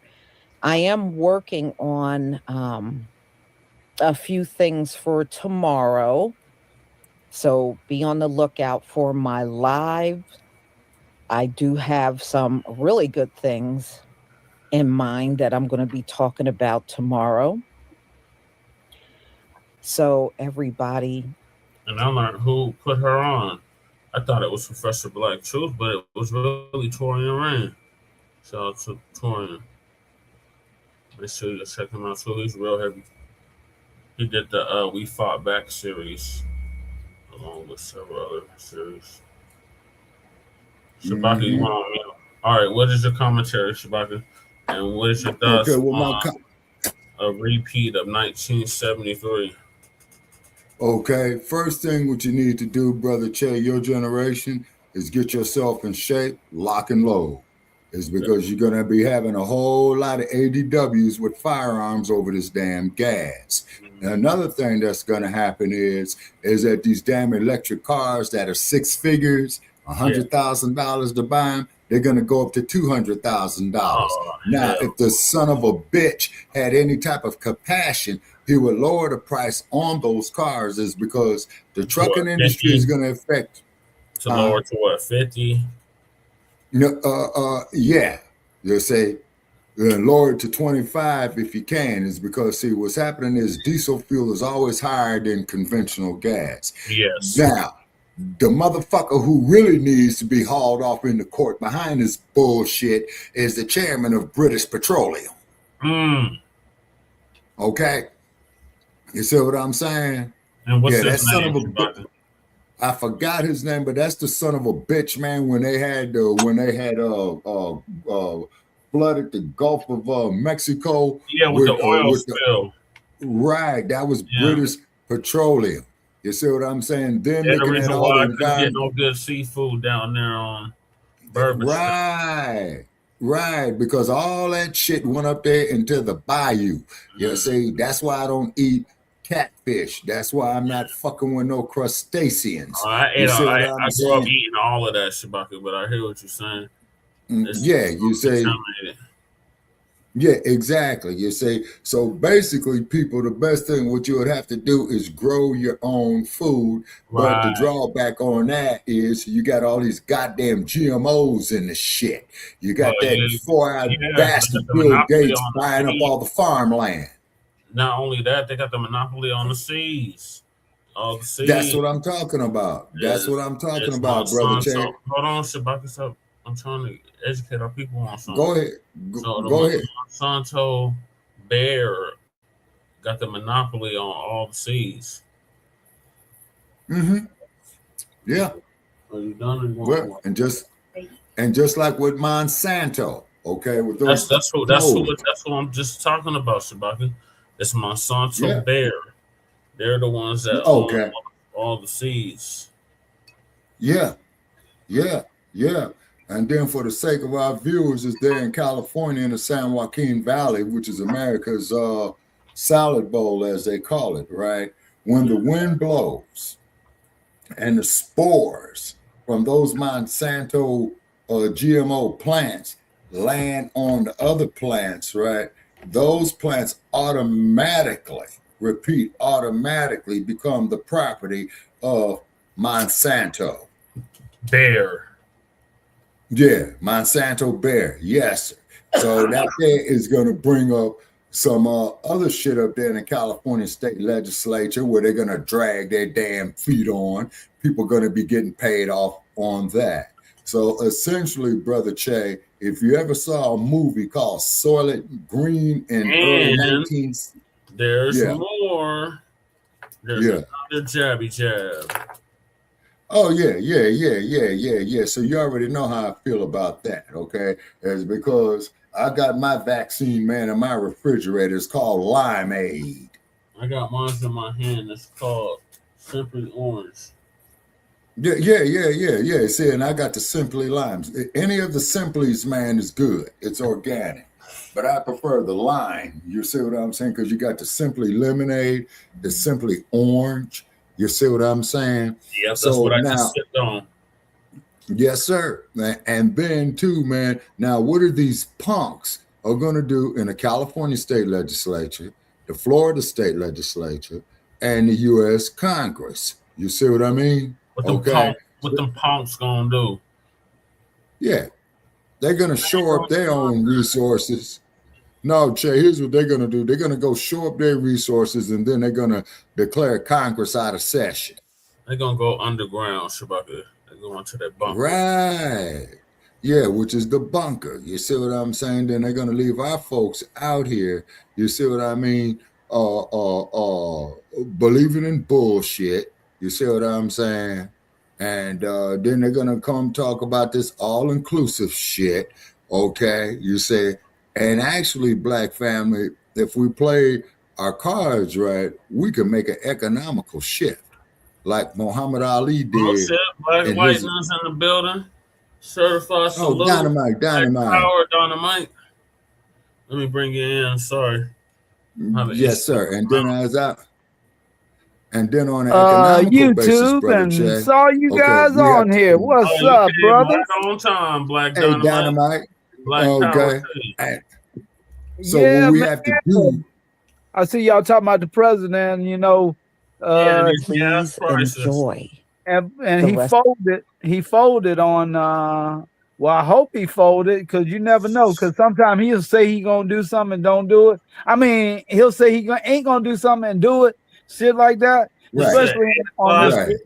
He said he was going to give them until 8 o'clock tonight. Yeah, he talking about destroying all the innocent people, you know, along with, I mean, if you're in a war, that's one thing, but you want to kill the hospitals and shit like that, the schools, and man, that's a war crime, you know. They're saying a war crime. Everything he been doing since he paid office is goddamn war crime. Yeah, but they got to stop this shit because they can't. Well, they already talk about invoking the 25th Amendment on his ass. Yeah, can't let a person come in here like a baby stomping his feet and destroy a whole, he said, a whole civilization of people. Majin Buu. Yeah, a whole civilization of people. He don't realize there's a lot of people over here and a lot of people all over the world, you know what I mean, that are Muslim. You know, I'm not, but I'm just saying, still are. And got Middle Easterners right here. It's 2.5 billion Christians, and it's 2.5 or 2.7 Muslims. Yeah. How you been, Shabaka? Oh, I've been hanging in there, dynamite. You know what I'm saying? Yeah, and then also too, you got to understand, people, that all this stuff was prophesized. The 4 horsemen of the apocalypse: the weather, prophecy being fulfilled, disease, natural disasters. You see what I'm saying? Yeah. Then you got all these confused ass individuals out there shoving ketchup up the crack of their nasty, funky ass, talking about, I have to say it, talking about that they're having a menstrual cycle, which is an insult to womanhood. Absolutely. Yeah. Say, that is a direct insult to womanhood. Trump said there's only 2 genders. And that is male and that's female. The only thing I agree with that bastard with. That's it. Well, he want to take over all these different countries. He want to take Greenland, this next, and all this, and Iceland. Venezuela. Yeah, he's saying the oil ain't that oil is crud. It would take millions of years for the oil to be worth anything. You know, it's like mud. Yeah. Exactly. Oh my God, it's gold, oil, and drugs. That's all they care about. Exactly. You see, and then what's happening is that fool is dipping his hands into everything. You see what I'm saying? And then, and what it is you would have to, to get things right on a political scale, you would have to have a double impeachment. Yeah. Talking about the gas, we was just talking about the gas prices over across the pond. Yeah, the electric cars going up, and they was already high as shit. And I mean, you couldn't afford them already. Yeah. Exactly. And then go even higher. That's what Shabaka was just saying. Right. You know, it's gonna, one of them electric cars, man, is gonna be the price of a mansion of about 40 years ago. Because you get a mansion, man, for under $1 million. If you get solar, it could, be economical. I was thinking get solar, grow your own food because they feeding us poison. So grow your own food, get solar, and gas masks, of course. Stock up on fresh bullets, old bullets, jam up. For real. But you never know. What's gonna happen down the road? All I know is this dude, if he can get a third term, so can Obama. Obama, save us. Obama, save us. We need him back. No, we don't. We don't need that. We don't need Obama back, Black Lightning, but I appreciate Hey, we need anybody. Hey, Obama know how to talk to the Middle Easterners. That they was cool with Obama. They ain't bother Obama one bit. We get this man in there, now all of a sudden the war everywhere. Dynamite. Obama was look, he didn't trust the hell out of Yemen and but he didn't trust. But he didn't trust what's his name? Muslim countries. Yeah, but he like he ain't mess around with Putin. You see how Putin do Trump? He go to Trump acting like he's Trump buddy, and then he give the information on the U.S. locations to Iran. Ha! Ain't that something? And then China helping them with missiles and stuff. It's like, man, and then you got his little buddy over there. They insulted Ukraine. Ukraine could help them, but Zelensky's a buster, man. Yeah, but Zelensky needs us. Yeah, they straight punked Zelensky. You know what I'm saying? He fighting Russia. Russia's not no little country. You know what I mean? Right. That's the biggest country, technically. And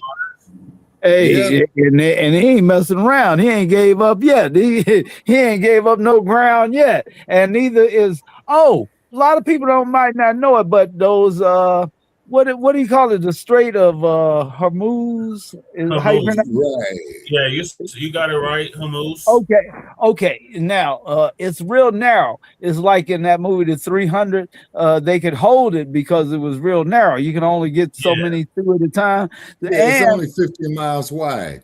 Right. Now they got underground missile sites right there along the straits where you can't even see them. You can't even see that shit, and it's aimed right at the water. So they know they can't get up in there. There's no way they can get up in there. Even if they bomb it from the top, it ain't gonna do no good because they're like underground bunkers that are like ours, like Cheyenne Mountain. 35, like about 35 square miles. All the way down. And then they got these missile silos.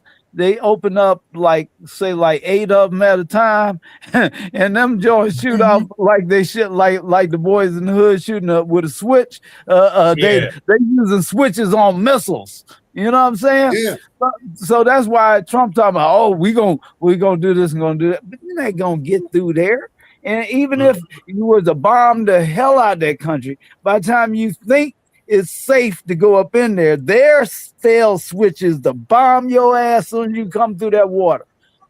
From what I would think they would do. Much. Yeah, I mean, that's what I would do. And if I could think of it, they've been thought of it. Pretty much. Hey, my fail switch would be like 2 weeks ceasefire. Hot off the press. 2-week ceasefire. Mm-hmm. U.S. and Israel agreed to 2 weeks Iran ceasefire. So they say. That's the way he did it the last time he invaded a country. He'll say he's gonna do one thing and then bang, you up in there. Yeah, that's how he did Venezuela. You know, he's like, he ain't say nothing. He just got the ships in the water, you know. That should have told him something right then. Right. Yeah. You know, They ready. They ain't playing. They ready. They getting help. They getting They back got the countries we just named. So technology, they're the serious technology. I'm sorry. Yeah.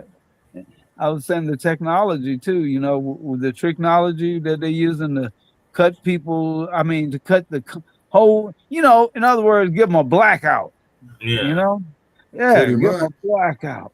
But why you want to poison the water and bomb the schools and threaten the women and children? Because we can. That's what he's trying to genocide on that country, so he can go in there and take the resources. Yeah. That's the European way.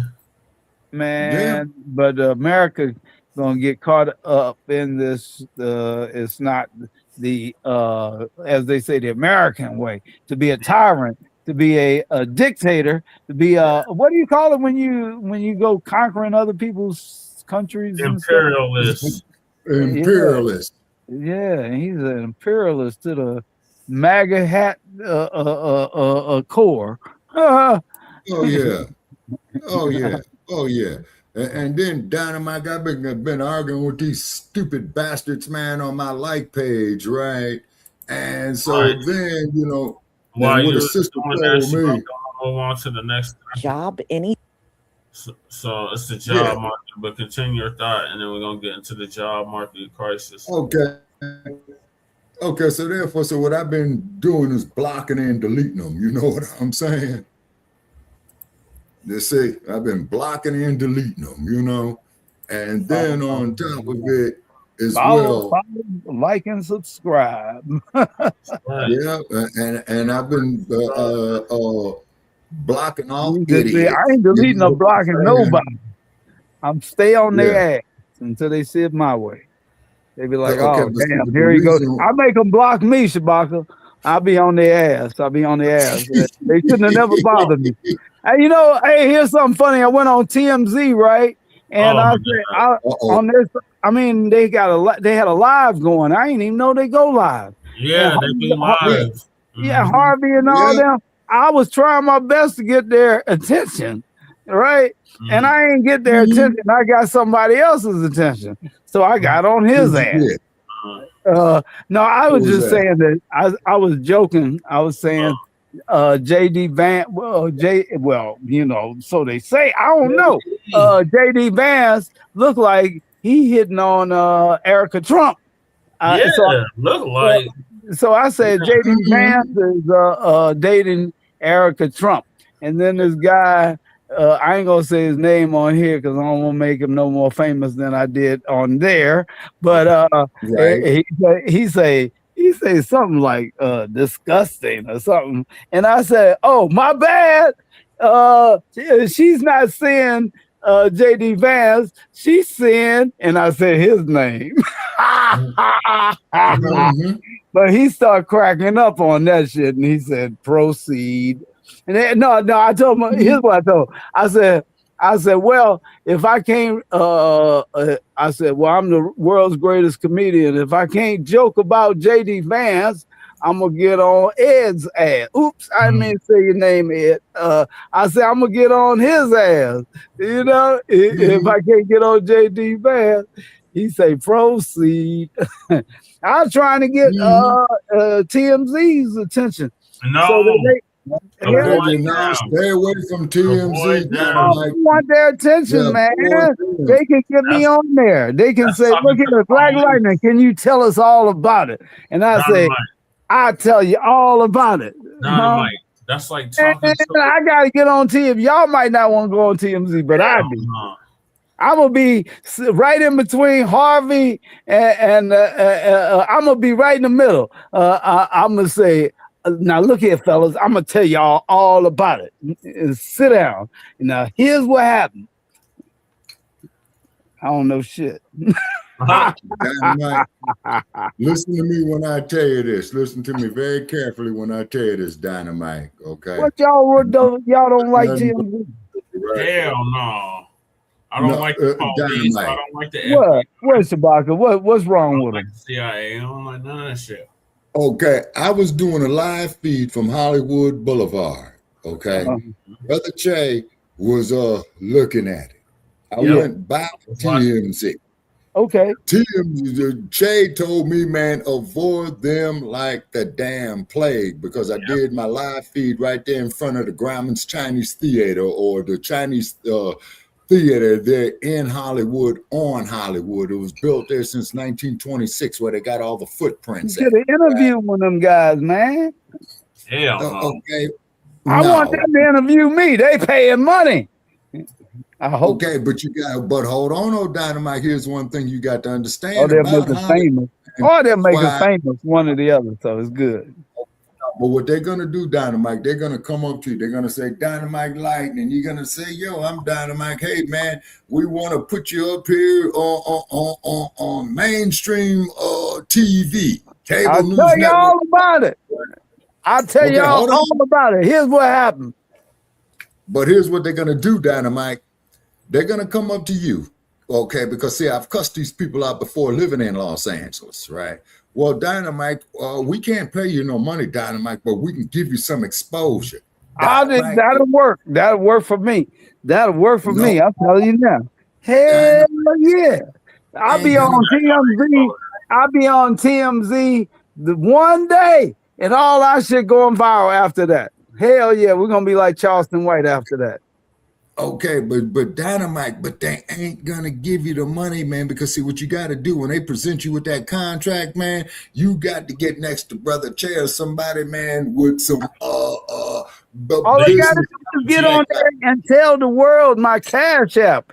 And I tell the world why. I say these rich ass motherfuckers that got all this money won't give me no money to come on here and tell y'all what happened. So here's first thing I need y'all to do is go to $Blacc Ophenum #1, and then I go from there. That's what I would do. Okay, but Dynamite, what they're gonna do, they're gonna put a stipulation in the contract, sir, where you cannot do that. See, these are some shiesty bastards. I'm like, too late. If it's live, it's live. Too late. You can't end live. Thank you. It's too late. They be like, you're fired. I'm like, motherfucker, you ain't paying me. Shit, how you gonna fire a motherfucker when you ain't paying? How in the hell do you fire somebody that you ain't paying? I'll make that shit go viral. They'll be calling me the next day. Excuse me, Mr. Lightning, can you come back on? Hell no. How much y'all? I'll hang up on them. How much y'all paying?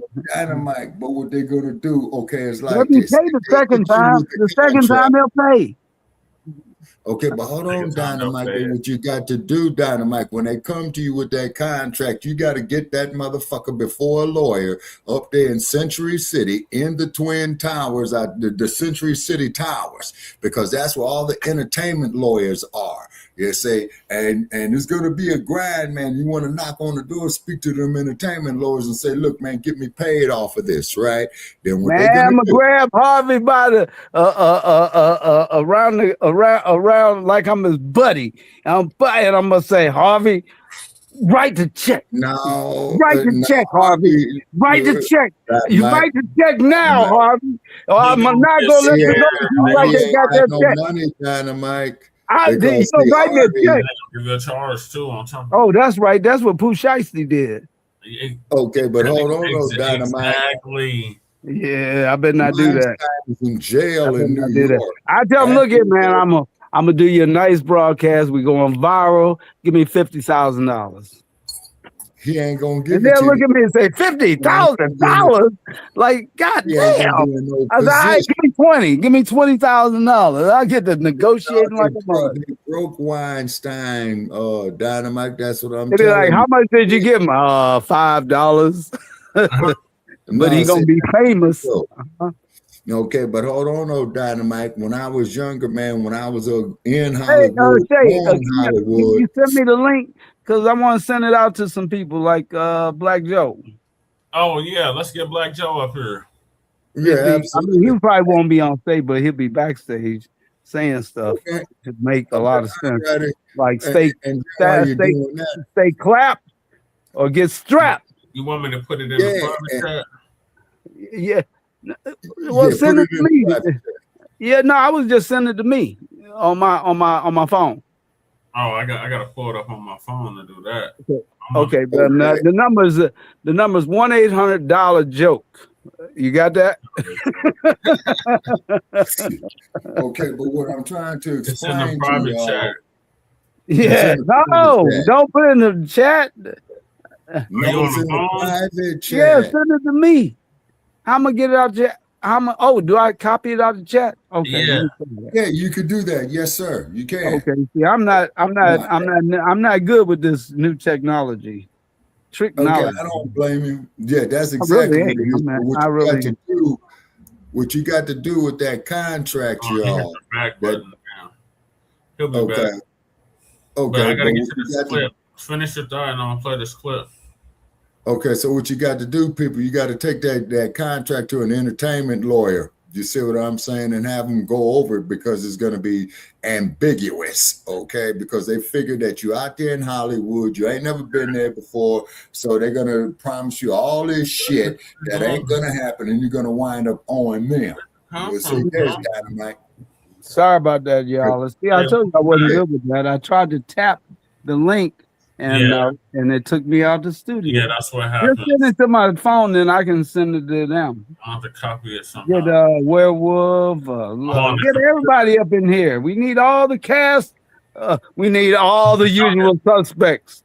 Round them up. Hold on, Dynamite. We're going to be like the Keystone Cops. We're going to be on their ass. Let me calm down. Link. Yeah, okay, hold on, okay, because what I'm going to do, I'm putting Dynamite up on Facebook right now. Hold on, Dynamite. Wait a minute, I'm not on Facebook. I'm on the phone. But what app I know you are, but what I'm going to do. On Streamyard. But what it is, I know, but you know I don't use Facebook. You know I don't use Facebook, Shabaka. So how can he get you the link? To my phone. Anybody that know me know I don't use Facebook. If they try to contact me on there, it'd be like, man, you come out better. Just email me. Email it to him. No. It's already in my email. I don't know how to copy it out of there. You don't know how to copy it out of the email? No, hold on, Dynamite. I couldn't copy it out the email. Okay, Dynamite. Yes, I just sir. sent you the link, man, on your on Messenger on Facebook. You got it. I don't use Messenger. You got to text it. I don't have Messenger. I don't use it. Oh boy. Okay. All right. Hold on, Dynamite. Somebody tried to call me on Messenger. Matter of fact, I'll tell you why you looking that up. But yeah, send it to my phone. It'd probably be quicker if you do it, Shaq. But while y'all doing that, was gonna tell you why. Hold on, Dynamite. It's like Memoirs of Blacc Panther. Yeah. What it was good thing, but some people, some brothers and sisters, they were contacting me from Africa because they wanted to recruit under me because they was watching all this Blacc Panther work that we've been doing, and they wanted to recruit. And it was like, and I'm like, but by their time frame, I don't know what time it was, but it was, golly, the sun hadn't even come up yet. And usually I don't respond well with lack of sleep, no coffee, and the sun ain't even up. But since they was for real about it, I went on ahead and dealt with it, got on up. But after that, I'm like, man, I ain't got no messenger. Sorry. It was just too early for me. That's all. It was like 5 o'clock in the morning, Yeah, but they waking me up very good. They was like, I was like, I ain't know if it was for real or not. I said, how many of y'all is it? It was about, I don't know, about 100 and something, right? I was like, what? For real? And I said, well, let me hear y'all say Black Power, right? So many people said Black Power. I was like, oh, it's time for me to get up and get my coffee. They is on it. They all said Black Power. I was like, ooh, wee. That shook the coast. Good Lord. But I got them all in. I contacted Sheikh Imam Akbar. And Okay, I just sent it to you on the phone, Dynamite. Okay, that's good. But I contact them. And the next thing you know, they sent me a picture. They sent me a picture of like a whole village full of people with Black Panther shirts on. You know, I just had to leave it on that. Black Power. Okay, did I get it? Yeah, you got it. Yeah, All right, yeah, I gotta play this clip. All right. I'm texting you the link now. Oh. Okay, and let's see, because see, man, they really are messing with us with this crap, man. You know what I'm saying? Yeah, they really is. You know. Lisa gonna give us an update. But on the bottom line, crisis. do you know college students that are about to graduate next month are being posted later on today? So everybody, we're going to talk about, the job market is still poor. There are millions. I mean, the number is gotta growing. make your own jobs, honey. Every single day of the unemployed in this country. And Donald Trump has absolutely no interest in the job market. His mind is on the war. And he doesn't even talk about the job market like a president should.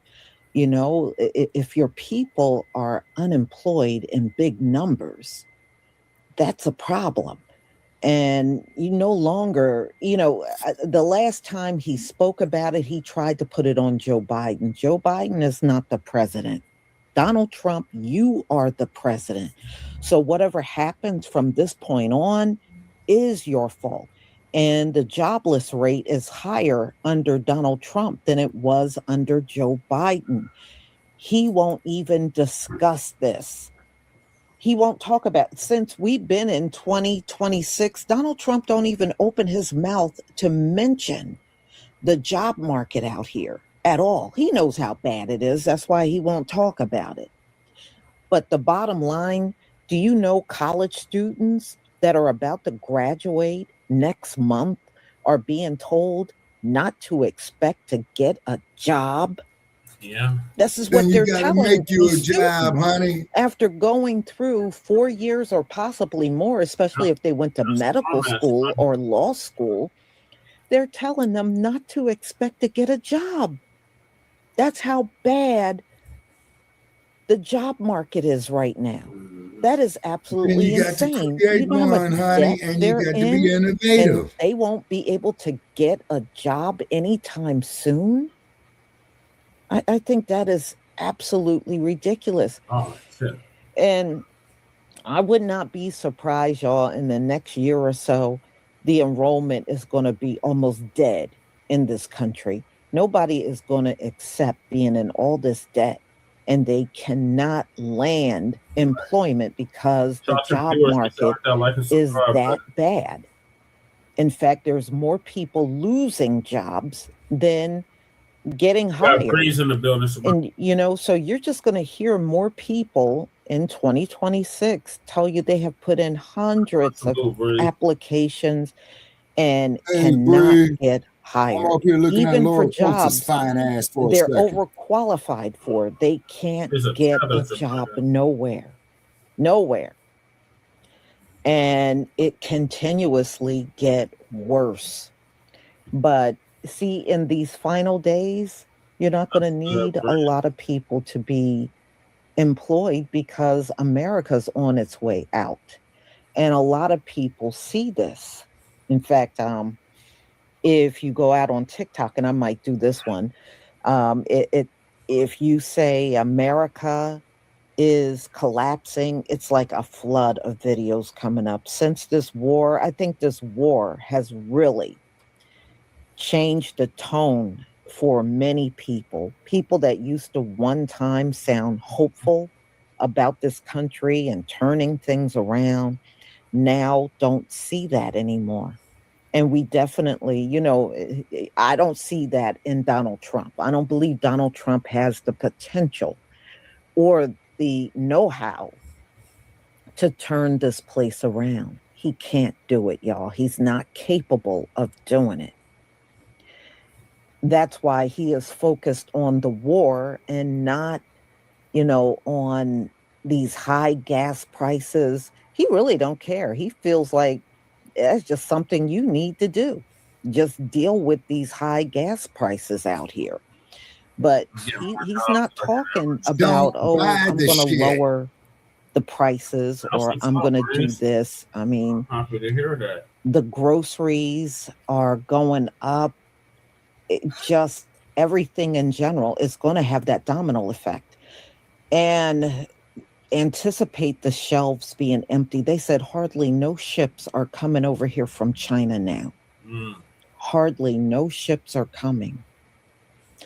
And we know what that means. That means empty shelves are coming. Probably within the next 2 to 3 weeks, you're going to start seeing the empty shelves again. No, you're going to start seeing them within the next week, prices go up, you're going to see less flights in the country. It's already happening. If there's not enough jet fuel, they're going to cancel all of these flights. It's starting to look like that too. So, yeah, I have a feeling we're going to be in for something this coming summer. I really do. I think that it's going to be bad. People are not, you can say prepare for this, prepare for that. Yeah. There's only so much preparing you can do as a person. You can try to do things, but if you're already not working with much, I don't know how you're going to do it. And with unemployment being high, if people can't find work, how are they going to pay rent? How are they going to pay their bills or a car note or insurance? They won't be able to do it. You're going to have a lot of people falling by the wayside as these gas prices go up. They're just going to park their car and not use it. They are. What other choice are they going to have if they can't afford the gas? Hey, can you pause that for a minute? That's going to happen. You're going to see a lot of people parking that car, or if you're a 2-car family. Go ahead, Donna Mike. What's your question? Thank you very much. Appreciate it. I know y'all be like sharing, like when you come on mine, share on your page. How do I just share on my page from here? From the here? 3 dots at the bottom? Yeah. Okay. And where then you see a little man with the plus sign? No, I don't see that. At the very bottom. I see the 3 dots and I see the hello symbol. And the arrow probably make me leave again. Okay. The comment. Hit the 3 dots. Settings. Okay. Camera and audio. That's it. See nothing that looks like a sheriff symbol? A sheriff symbol? Yeah. Yeah. I mean, it looked like a bubble for talking. Let me hit it. See what that does. This is start the connection. Studio chat. Oh, no. All right. Never mind. I'll figure another way out. No. I'll put it in a private chat. You just got to copy it from the private chat. Okay. All right. That'll work. All right. That's probably what I was looking at, the private chat, studio chat. Let me see. Oh, shoot. I didn't see all this. Okay. You just put that in there? As I was getting more jobs I could accept. Oh, that's somebody else. Yeah, you're looking at the actual chat to the show. Okay, all right. No, I got it now. I got it. 17%. Okay, I'm gonna copy that. All right. That's at 17%. All right, brother, you can play it. I got 17%. Oh, okay. What? Yeah, you gonna go down to 1 car? Seriously, especially if you got to save the best. My viewership. A lot of people. Oh shit! I better get off of here. Maybe I went down. I'm sorry. Not going to have a choice. Okay, and you got to. All right, I'll leave. If everybody want me to leave, put a 1 in the comments. No, Dynamite. No, but it's up to the people. Put a 1 in the comments if it's may me. Not be open this year because of all I'm the trying to make it more interesting. Because they usually take those children on field trips and everything. This is what I be doing on mine. It'd be crazy. They may not be able to do all those activities again. So. I'll be using all them sound effects. You got them sound effects on yours? Even if this war Lady ends Chase. right now, because I think we're in you don't have week it on 5 yours? of it. Even if it ends right Use the now, verb, y'all, wait a minute. America is never okay. going to be the same. It's never going to be the same here. And the fuel prices are not going to go down. I mean, Yeah, even get if they electric bike, announce the war is battery over operated bike. tomorrow, the fuel That's all you prices are need. not going to go down. An Yeah, extra and the price battery, is you're gonna good to go go. up They're on not going that. to go down. Huh? And the price is gonna go up And on that. this place Oh, too late. I'm already ahead of the has game. fallen so much Okay, Joe's in the in such chat. a Hey, short Joe. period of What time. up, It's Joe? not coming back, y'all. Please drop What the link for people Joe. knew as normal, that normal is Okay, not let coming me back. see if I can go It on my isn't. Facebook and drop what you gave I me. think the All right. damage is done. Oh, if they do It it is EMS, now yeah, that'll be beyond done. That's true. repair at this point. That is And true, Black Joe. Donald Trump can't do anything to fix what he broke. No, You he know, ain't. he can't He was fix there it. to sabotage it. And we already This know Black America is insolvent. That does not, Black even stopping the war is not going to fix all the debt this Black Joe. that this country is in. The country Put the don't I have enough money to pay put the off link its for the debt. So YouTube essentially, on my America's Facebook. bankrupt. Okay. And ending I the want war is everybody to not going to subscribe, fix like, it. and do something It's not else. going to fix Yeah, but Follow.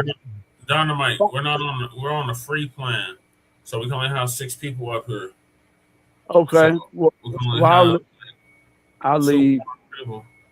No, if it come down to that, but you don't have to leave, Dynamite. I sacrifice. I've told myself on the mercy of the court.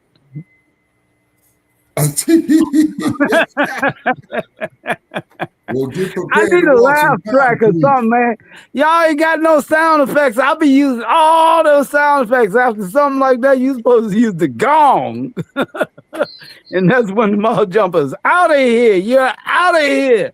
Hit the gong on their ass. If they cuss. No goddamn cussing. Oops, my bad. Too late. There it is. I'm on it. Oh, there we go. There we go. That's what happened. What's her name? Christy Nome. She was shipped out. You know, what's that little ranch they got out there in Nevada? The Bunny Shabak, Ranch. what? The Mustang Ranch. Is that the name of it? How much it costs to get in, Shabak?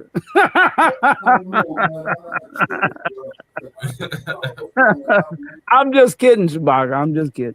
Yeah. The Bunny Ranch. Salute, Black Joe.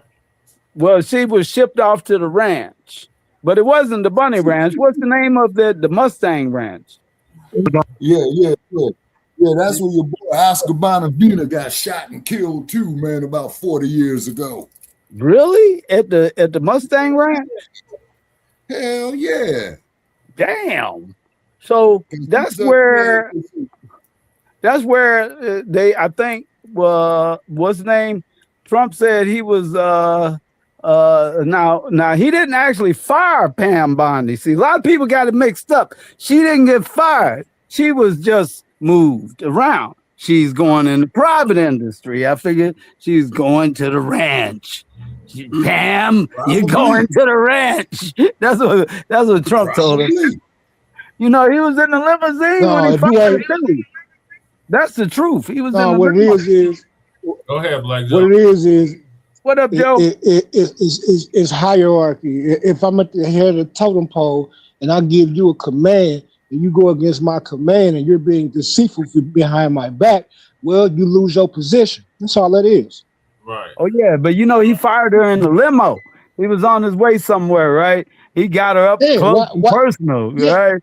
Why wait around? Why beat around? Why not? Why not be up close and personal with somebody that's being insubordinate? I know many of people that got fired from their jobs for insubordination. Yeah. but it wasn't like call Pam Bondi to my office. Pamela, you're fired. Bitch, get the fuck out of here. No, it's like you steady going on the news, doing these interviews and talking all this little underhanded stuff, and you supposed to be on the program and under our covering. So now you're not under our covering. Go over there with the socialists. Yep. But he did it in the limo. That's like gangster. You know, it's like, come over here and sit next to me, pal. Guess what? You're going to the ranch. And you know, I think he sent her to the ranch. Yeah. No, man. You take when you look, if it's a woman, right? You wine her, you dine her, you take her to the nicest places, you take her to a nice house, you lay her down.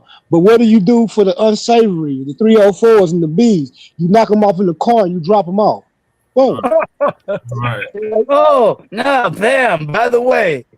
You know, God. It's like, Right, God, so wait. That's Charles Black, Trump. You can at least told it first. No. My comedy for the evening. I'm done. I'm about to leave anyway. Hit the gong when I leave, too, by the way. You got the gong ready? Bring some ha-ha to the game. Hey, you got the gong ready? You got the gong? Hit the gong. I want to make sure you got it. Turn the volume up a little bit. Can't hardly hear it. You got the audience, the whole audience. That's perfect. Now you got the applause ready, right? Thank you very much. Welcome to Shabaka'S Blacc Experience Enhanced, and go for it, Shay. I'm out of here. All right, thank you, Dynamite. Job market. It's not going to fix the food prices. It's not going to fix anything at this point. So y'all, let me go ahead and share my screen so we can get started.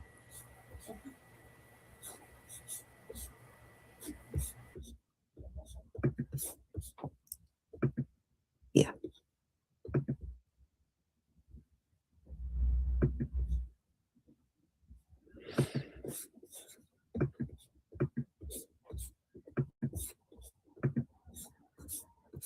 Please give me a 1 if you can see my screen. But you know what gets me is the amount of white people that can't get jobs, y'all. In my lifetime, I have never seen that. Even during a recession, they'll keep each other working, but they'll let our people go. You know, and then when the recession seems like it's about to end, that's when they'll start rehiring our people. That's usually how they do it. They'll keep each other going. They don't care about us. They don't care if any of us are struggling or unemployed. And that's the way it's been the entire time through every single recession. They'll make sure they are working, but screw everybody else. But this time around, y'all, the game has changed.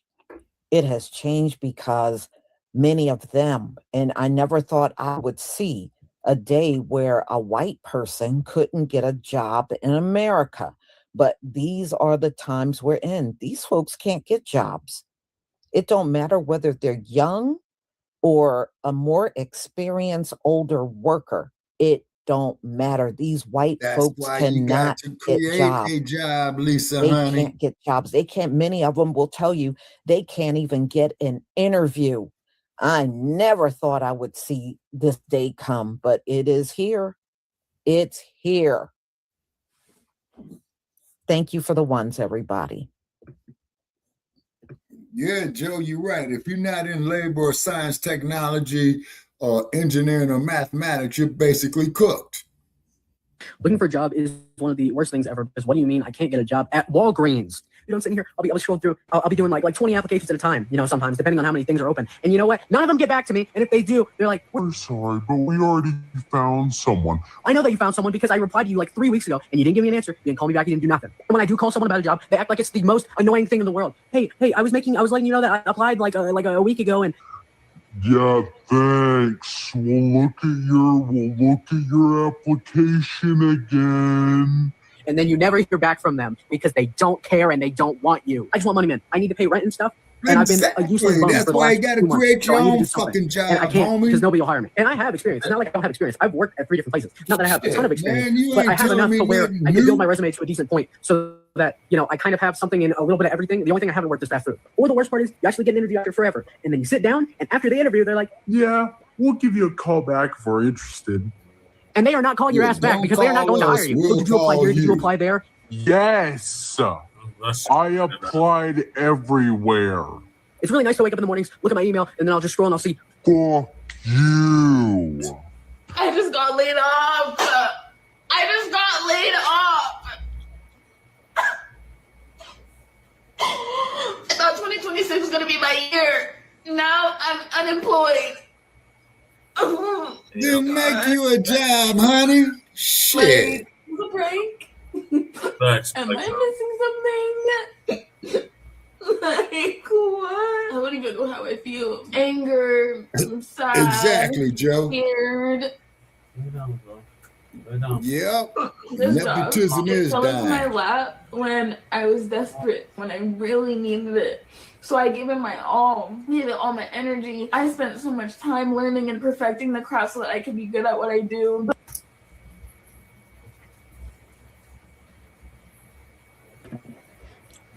I just wanted to address what you wrote, Cassandra Walker, 8902. You said you live in Las Vegas and Hispanics can find work. That's because Hispanics will work for $2 an hour. Mm-hmm. They don't care. They will cheapen their experience and self-worth. They don't care. But they will put 4 and 5 I'm not families in the surprised about same that. goddamn house and If- pull. if there's a Black job folk don't do for that. $50,000 a year, a Hispanic will go up in there and tell them they'll do it for 30. I've seen and heard about things like that. They will do Yeah, that. particularly out here in the wild, And wild who's west. not going to hire you if you're willing to work for less? That's the only reason why they're being grabbed up. They're idiots. They will work for $1 an hour. Mm-hmm. That's why, yeah, they're the only ones getting hired because they will cheapen their self-worth and don't care. Well, in Maslow's hierarchies of needs. I have seen that where a job, let's say, is $45 a year. They'll go up in there and tell them, oh, if you hire me, I'll work for $35 a year. So of course they're going to hire them.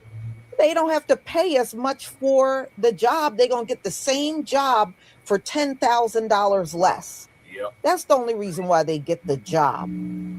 You know, it's Exactly. not because they're better workers. It's because they will cheapen their self-worth Right. to get a job. Right. You know, And then when and his us, broke we've ass been gets up up in to here my for way age, too long. they'll We ain't kick his having ass it. out to the You street. gonna pay us what we're worth. That's how we see it. You gonna pay. That's exactly what. But that's how they are. All right, let's get back to this. But while giving it everything, I lost myself. Like, I became a robot. Like, I would just show up. I would dread every single day. Mondays were my worst enemy. I fucking dreaded sister, that day. quit Pretending I crying. was okay, but I would really just go on break quickly and go cry in the bathroom. And yes, I told my managers, they were very aware of how I was feeling. They saw my downfall compared to when I first started to now. Like, I was miserable at that job, but at the end of the day, the bills still gotta get paid. Life goes on. I don't know if it's like a trauma bond or something, but it's scary. Like, what the fuck is happening right now? I'm like speechless. Like, I can't even believe that this is happening right now. I have no job. I have no source of income. I'm fucked. Steve, you better get your ass out there and make What you a is actually goddamn happening? I job know because that's what the that fuck everything I'm up happens for a against. reason. Trying to stay I ain't positive. gonna sit up here Telling me standing here this is what was meant wimping. to happen.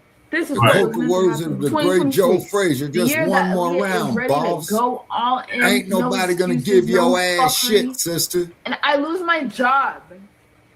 It's like a weird, like, roller coaster of emotions because I hated that routine that I was just stuck in, where I did nothing but live for that job. I woke up last minute, did nothing with my mornings 80% of the time, would skip breakfast because of how late I woke up, would show up at the office and be miserable from 9 to 5, and then come home, eat supper, shower, sleep, repeat. Like, I have no life. All of 2025, I've spent it isolating myself. I haven't been spending time with my friends.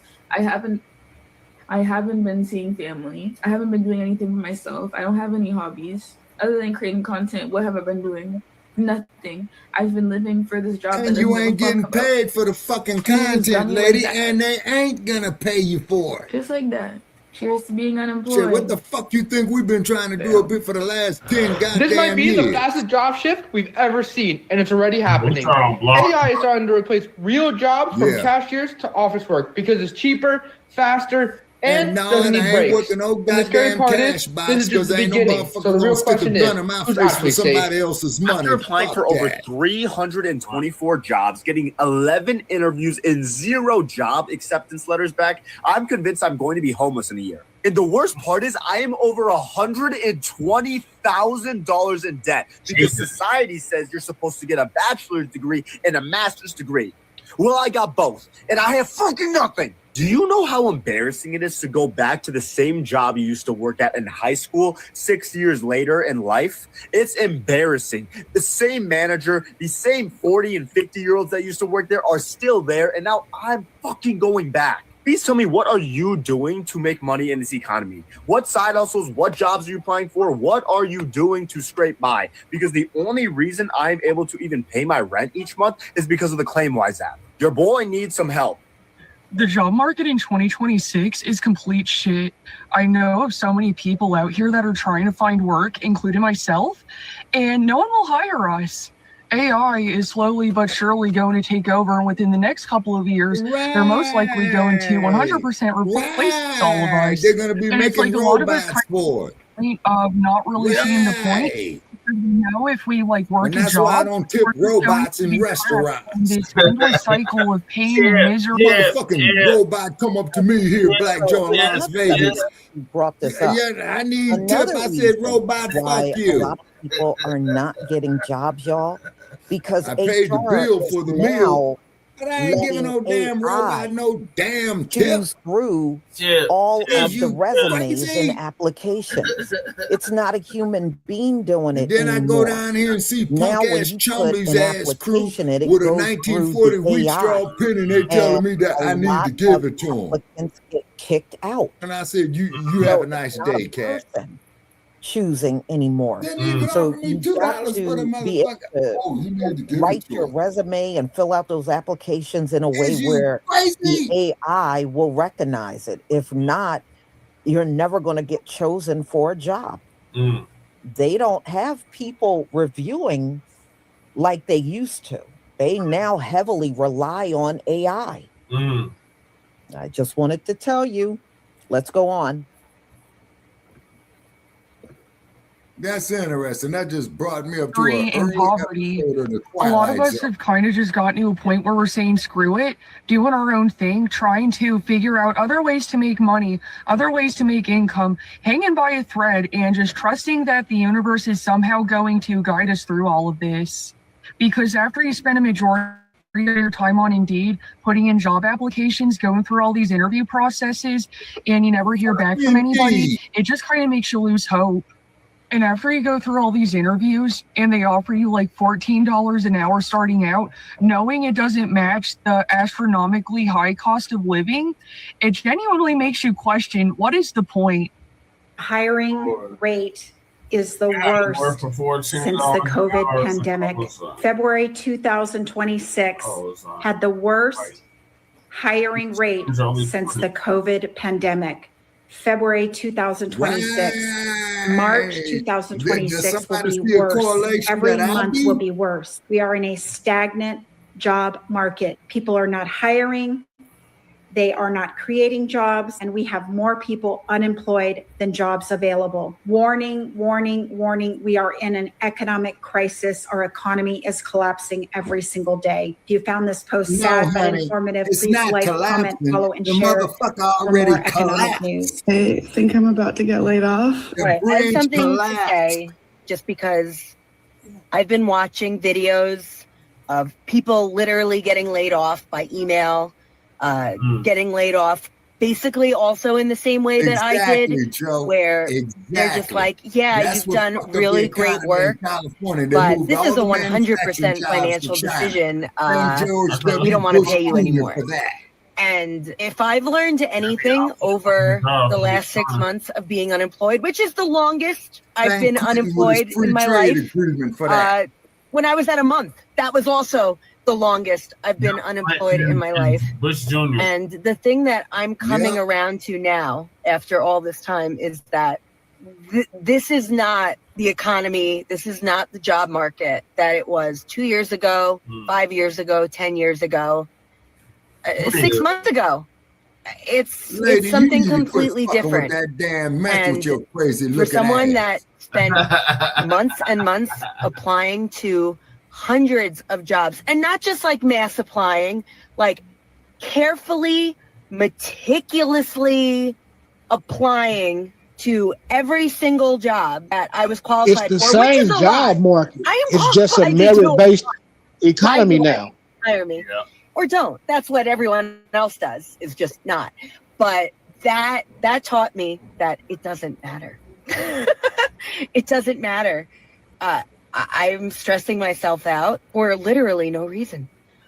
I could have applied to 5 jobs a day, and I'd probably still be sitting here right now and could have been enjoying my life and finding other hobbies and doing other things the rest of the time. I did a little bit of that, but I have a family. I am singularly focused on making a living and trying to do other streams of income and trying to pivot. And I think I just need to put more time into the pivot and the enjoying. Get off them goddamn drugs. Y'all, literally, this was our people back in the day. I remember back in the 80s and 90s when our people would be unemployed, a lot of the women would sell Avon and just have little side gigs. Or Mary Kay. It was a lot. It was a lot of sisters around me that sold Mary Kay. They sold Avon, and all kinds of things, just to have that little side money during the times they were unemployed. Y'all remember that? They would hand you the Avon book, or Mary Kay, and you would go through. And a lot of times I would buy it because I knew the sister would be struggling, and I just wanted to help a little bit, even if it was a little. So even though sometimes I didn't even need the Avon or the Mary Kay, I would buy it anyway, just that, because I knew this was a sister, sometimes without a job, and that was all they were doing at the time. Now listen to this woman. Oh, I guess I can do this and do that. I never heard them talk like that before. You know why? Because people like her would always be gainfully employed. Always. They could get a job within a few days after getting fired or let go or laid off. But as you can see, it's not like that anymore. Like I remember exactly women like her, you would never hear them struggling to get a job ever. Never. But look at how they sound now. They sound just like our people back in the 80s and 90s when they would get let go, but they still had that little side gig going, and that's how she sounds. That's it. Like the tables have turned. They have definitely turned. Yeah. The tables have turned. Yeah. Okay, now on what Joe was saying right here. My life part at this point, because even companies that are hiring humans back are doing it for way less money. And I don't know if anybody else has been in the world right now, but everything is more expensive. So how anybody thinks this infrastructure is sustainable is completely out of touch, and obviously doesn't need to worry about it because they're filthy rich. So let's let the cards fall where they may, and do what we can. Honestly, at this point, applying for the job is the same lottery system as posting a piece of content and just trying to sell something. Like, I'm not kidding. I know someone who has put in 750 applications and is still trying to land a job. I know somebody like a year and a half ago who finally landed a job after they put in like 650 applications. It was just like the lottery system. She was like, I'm just hoping to get past interview 1, 2, 3, and 4 and see if I'm qualified enough to get a job. I'm like, 750 pieces of content, and if 100 of them actually convert to sell your product, you might make what you made at your job. And you could do both. You can apply for the jobs and post the content. Like, you might as well, at this point, I mean, some of you guys have been out of work for 6 months. You might as well start seeing if you need to start pursuing those passions, selling some digital products, communities on school or something. You know what I'm saying? It's the same lottery system. Why is it so hard to find a job in 2026? I don't care if you just graduated college. I don't care if you just graduated high school or you're in high school. But they make it so difficult. You got to go through 2-3 interviews. Hey guys, happy Sunday from your favorite unemployed bestie. I never thought at 30 years old I'd be saying that. I've always had a job, but you know, listen, it's 2026. I have no idea where my life is headed. I'm trusting God's plan that we're making big moves. So I just figured I'd make this and hopefully the right people it is wasted will on find the it young. and let this be something we can use to Lady, encourage you've been people a and fantasy encourage island with others in the Mr. comment Roy. section of like, My you know what, God. I'm going through this too, or maybe like this can be something that Be we can blank. But I'm not always going to like proclaim this over myself that I'm unemployed, but it's Easter Sunday. I have a lot of freedom right now. I don't know what my next move is. I don't know what I'm going to be doing with my life. Where's but, Sister's hairline? It's just, life is funny in the way that it causes you to reflect, and I'm not where I wanted to be in terms of like career, relationships, finances, all those things. Yeah, but you're right, I Joe. know that I'm not the only person feeling like this. So Yeah, and them I don't really T-prams use as well, TikTok. too. I feel like my favorite app is Pinterest because I don't have to be social, but just using this and hopefully the right people find me, and maybe I'll post about other things. All right, bye. Yeah, you're gonna get approached I about get an some email work, back all today. right, lady. Be like, sorry, you're not qualified for Drive this the role. ranch in Reno. I'm actually overqualified for this role. Everything you're asking me Black in this Joe, role, yeah, I have Uber, done man, for them tenfold. gig jobs And you're wasn't saying that nothing either, because I used to do underqualified. DoorDash. And the last DoorDash I did, I don't know what wound to up do. cussing Like, motherfucker society out. is fucked. Yeah. And that was my last No matter what bag. I apply for, I can't get a role. I can't get an interview. If I do get an interview, it's great, and they interview me to say, or they email me to say that they enjoyed having me as an interview. You were outstanding and all this stuff, but we're going to go internal, which is great. Fantastic. Go internal. And But then then what you there's no do, lady, even with on that other person that interviews sent I've you had, that I email, genuinely you thought I did, delete you know, and block his ass. did all right, Because he's getting did ready to good. spam you. Crystal can't English today. And there's no feedback. Exactly, Joe. I don't know what to do anymore. Exactly. Like, no matter how hard I try, I am now going to end up like my mother. Yep. Of being overqualified and not having a job. And I don't want to do that life. I don't want to have that life. I don't want to be a house mom or a housewife. I've always call it the eldest daughter in me that I am a strong and independent woman. What the hell is the president? Yeah. I don't know. I'm really at my wit's end when it comes to applying. And the only reason I'm applying for half of these roles, despite the fact that I am overqualified, is so I can at least get my government payment to live. And even still, it's not that much of a livable wage. You're right, Joe. And that's what's considering fucking how us much debt I am in. is that bullshit. I'm trying to pay back my debt, and I've been cussing bastards out on my like page and deleting and blocking their asses so the page don't get struck and come behind. tax time, I'll Just still what probably you get taxed said right and there. have to pay tax. Shabaka, we got somebody in here. We got somebody in here named the president. Oh, the President Black Lightning. President Black Lightning. All right, Mr. President, what's on your mind, man? Reparations, dag nabbit. Well, first of all, Pam, you're going to the ranch. Yeah, man. I figure now I've gotten my new presidential logo already and everything. Right in the middle it says Black Lightning, so there'll be no. I don't want to do like they did when I was supposed to be the Pope. They got it right. They said there's gonna be a black Pope, but then they like, man, come on now, can't get the mail right. Man, I'm give up on being the Pope. I'm gonna be the president though. They got to get him out of there. What do you call it? The 47th Amendment? The 25th Amendment. It's the 25th Amendment, Dynamite. The 25th Amendment or the 47th mistake. I believe. You know what they said about Yaqub? Yaqub, he created a man with a little head. He got half a brain. That's what happened. Anyway, I'm out. Okay. Okay, but Dynamite. Okay, but see, the Fifth Amendment is still a theory.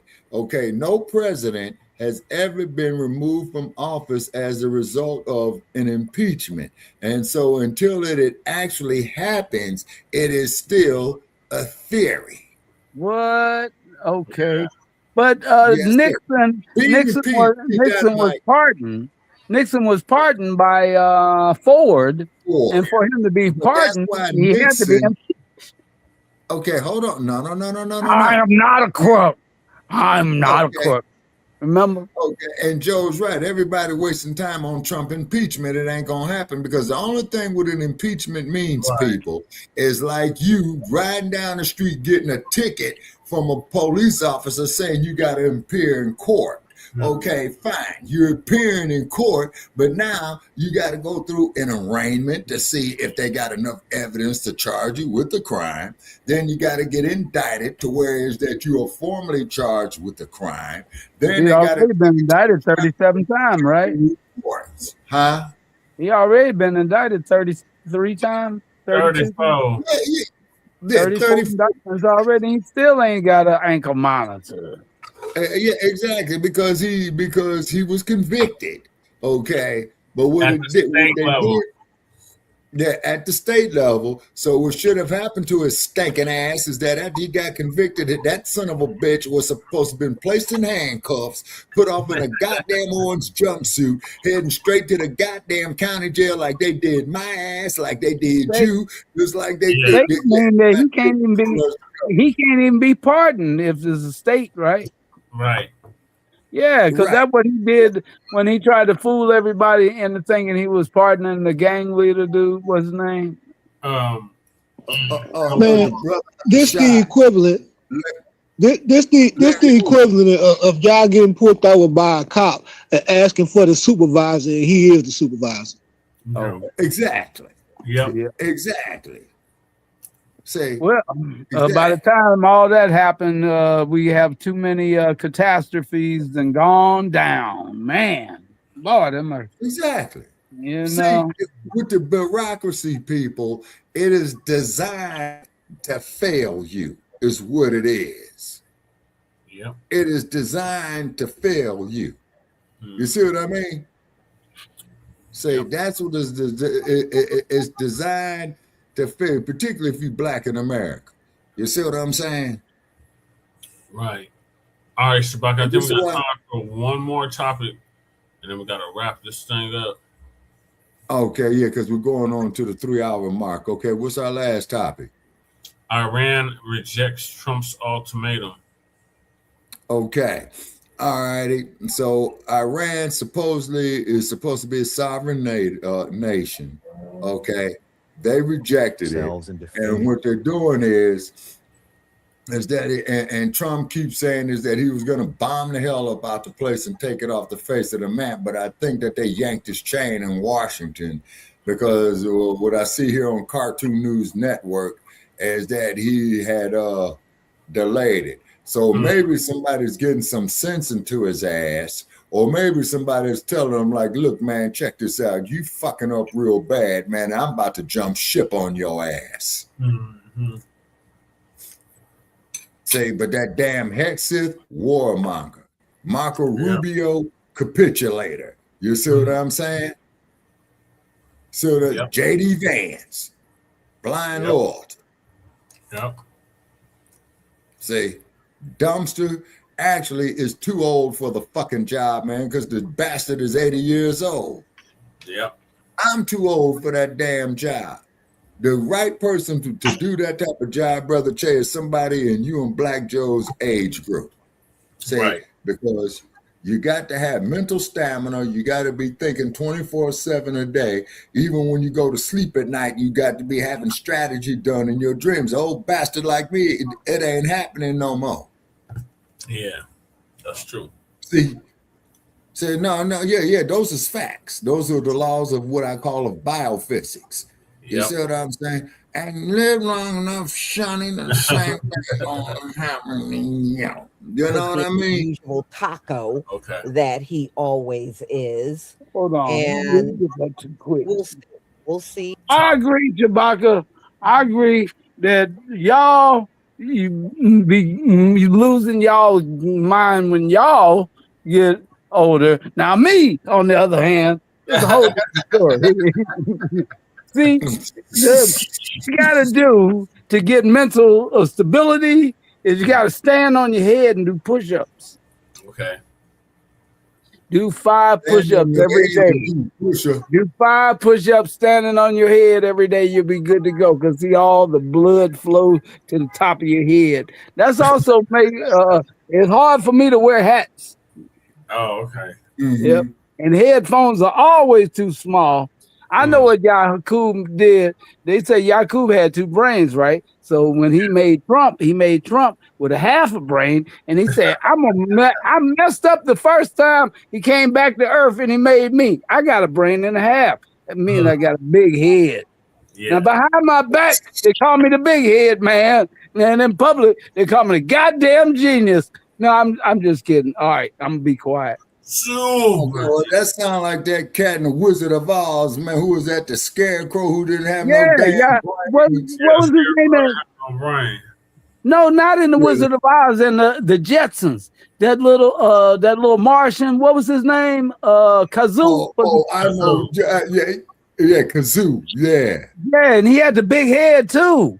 Yeah. Isn't that a coincidence? Yeah. He was Kazoo, and this guy's name Yakub. Supposed to be a black alien with a great big head.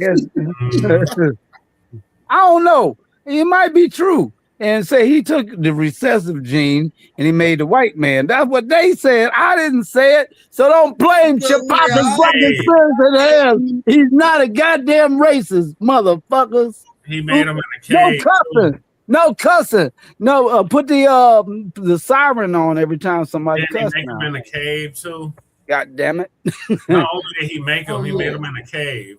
Made him in a cave? I thought he made him on a spaceship and then dropped his ass off to the earth.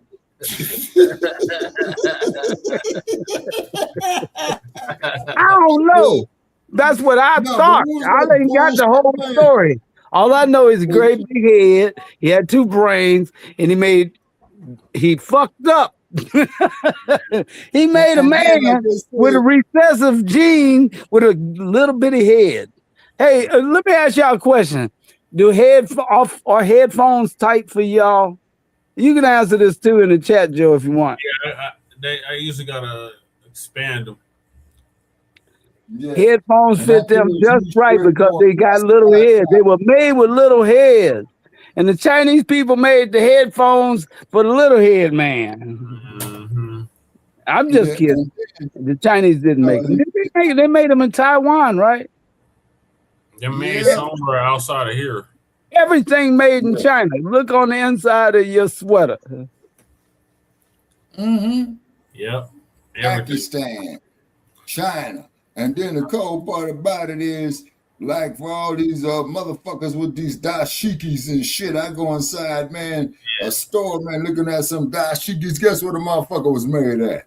India. Taiwan. Pakistan. They wear dashikis in Pakistan. Yeah. Made out of llama wool, I bet.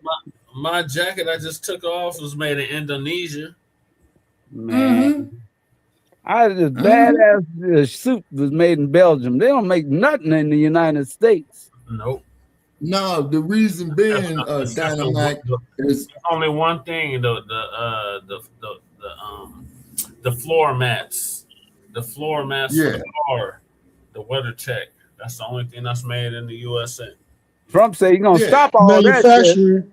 Manufacturing was taken out of the United States in the the late 80s and early 90s because most of the manufacturing and repair places was set up in the poor neighborhoods. If you pay attention, when all those old car repair businesses, clock repair businesses, TV repair businesses got shut down and manufacturing got moved out, they also shut down the after school programs and stuff where the kids used to go. And then gangbanging became this big old problem. So that was made in the USA too. How about that? Yep. Yeah. And then like Trump say, if you bring the manufacturing here, you won't have to worry about tariffs. That's kind of a smart move. Yes, it is. But you know who the fuck to blame for all that outsourcing of the jobs, right? No goddamn cussing. No, I'm sorry. You know who to blame, right? No, I figured it out. If the president can cuss and he don't get bleeped, we ain't got shit to worry about. Right. Okay. You just can't be talking about the Chinese derogatory because they own every damn thing. No, the small hats do. Yeah, the small hats do. No G and C words. What's that? The small hat dude. Oh, that's the small hats are the ones that run Hollywood. But if you see a Chinaman owning something, the small hat on the Chinaman. All right, go ahead. My fault. You're right. How about that? Yeah, I knew somewhere. Exactly. And you're right, Fresh. It was Bill Clinton who came up with that damn free trade agreement right there, Fresh. Yep. You are absolutely correct. It was old Slick Willie that did it to you. They say, why Monica Lewinsky was bobbing and weaving.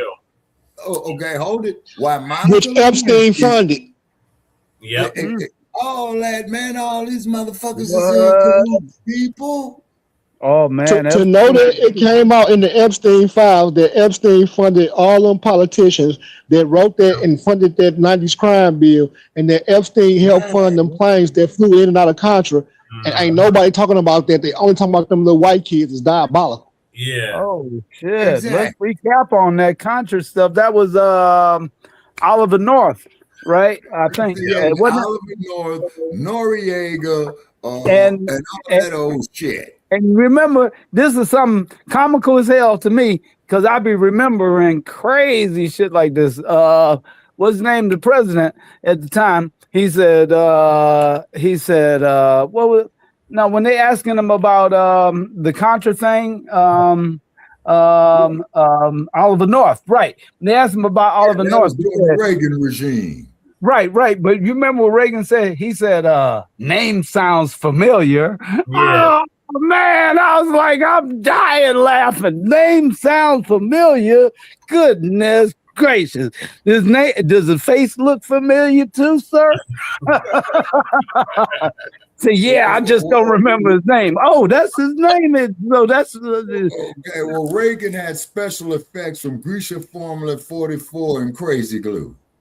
I'm telling you now. And he was a B-movie actor at that. Yeah. He wasn't shit as an actor. Yeah, man. But you know, they got to stop taunting this number 47.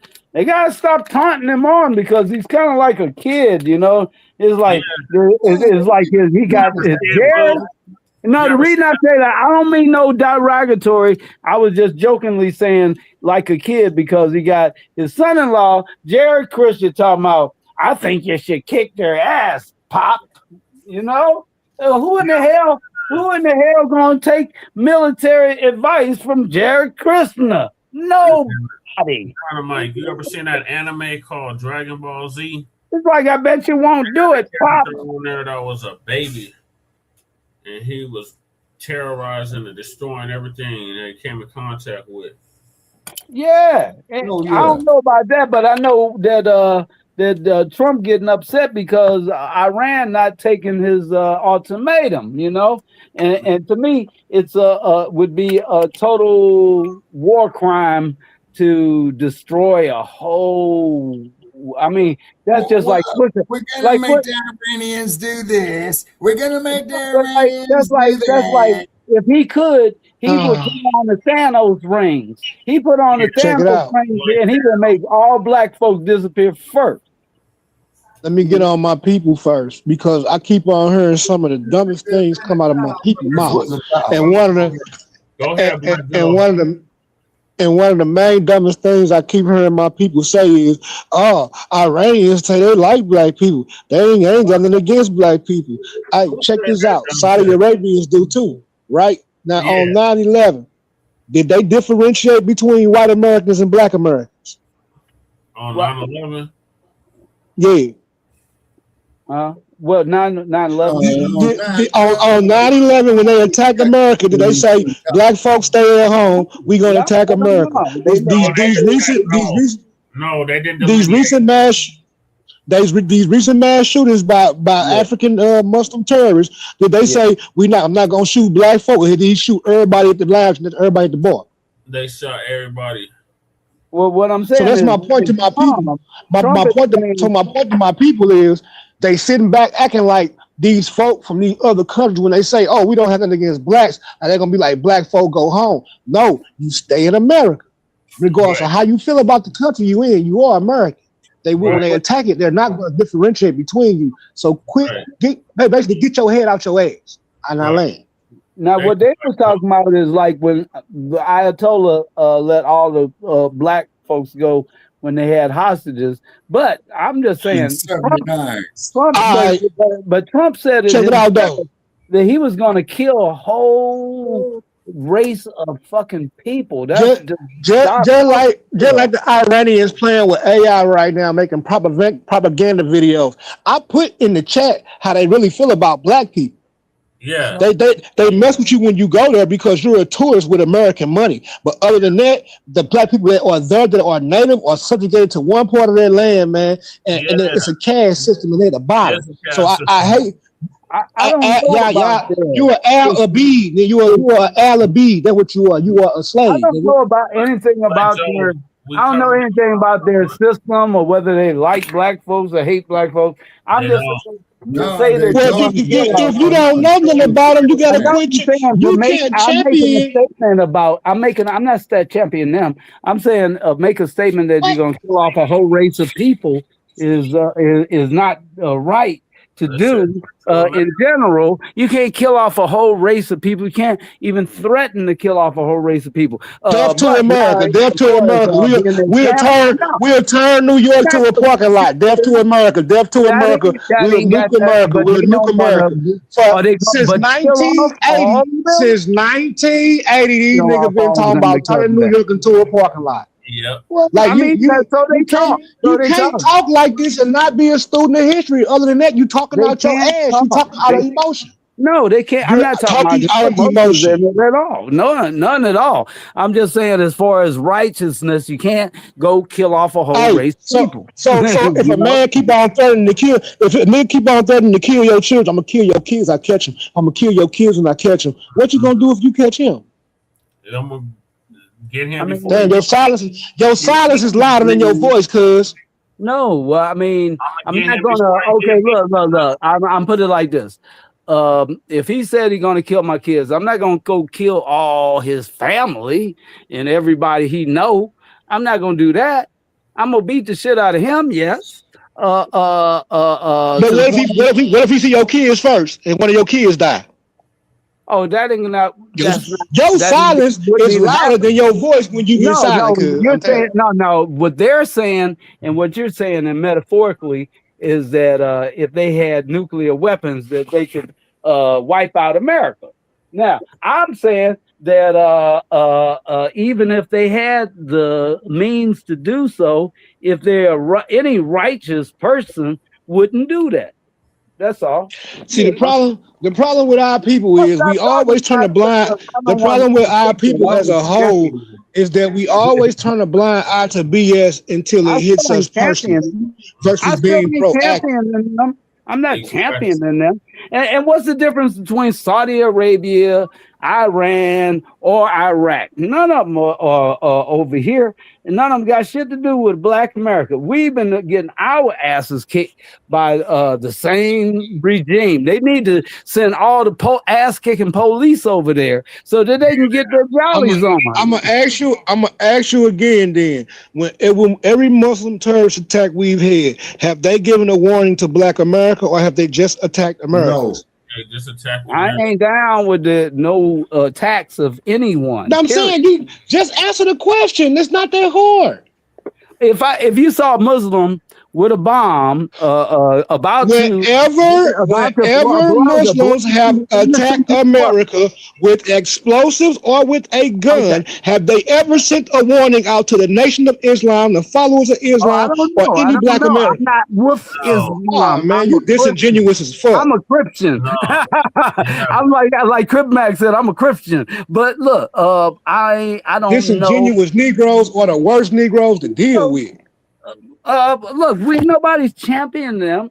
I'm talking about the president saying he's going to wipe out a whole. But you're being 100% disingenuous with the question. No, what you're doing is you're defending Trump.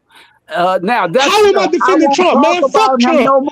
All you niggas, hey, no. I'm gonna stop you right there. I gotta stop you right there because when you niggas, when you black folk, when Negroes like you don't have an argument, when Negroes like you can't combat the truth, the first thing y'all do is like to say somebody backing Trump or somebody backing MAGA.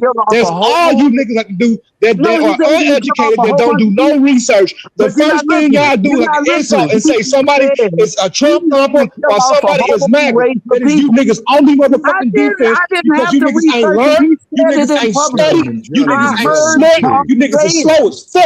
Well, let's go on to the next subject. But I heard Trump say that in public. So there's my research right there. Trump said it himself. They had a I'm going to ask you again, cuz. I'm going to ask you again. When a Muslim attacks this country,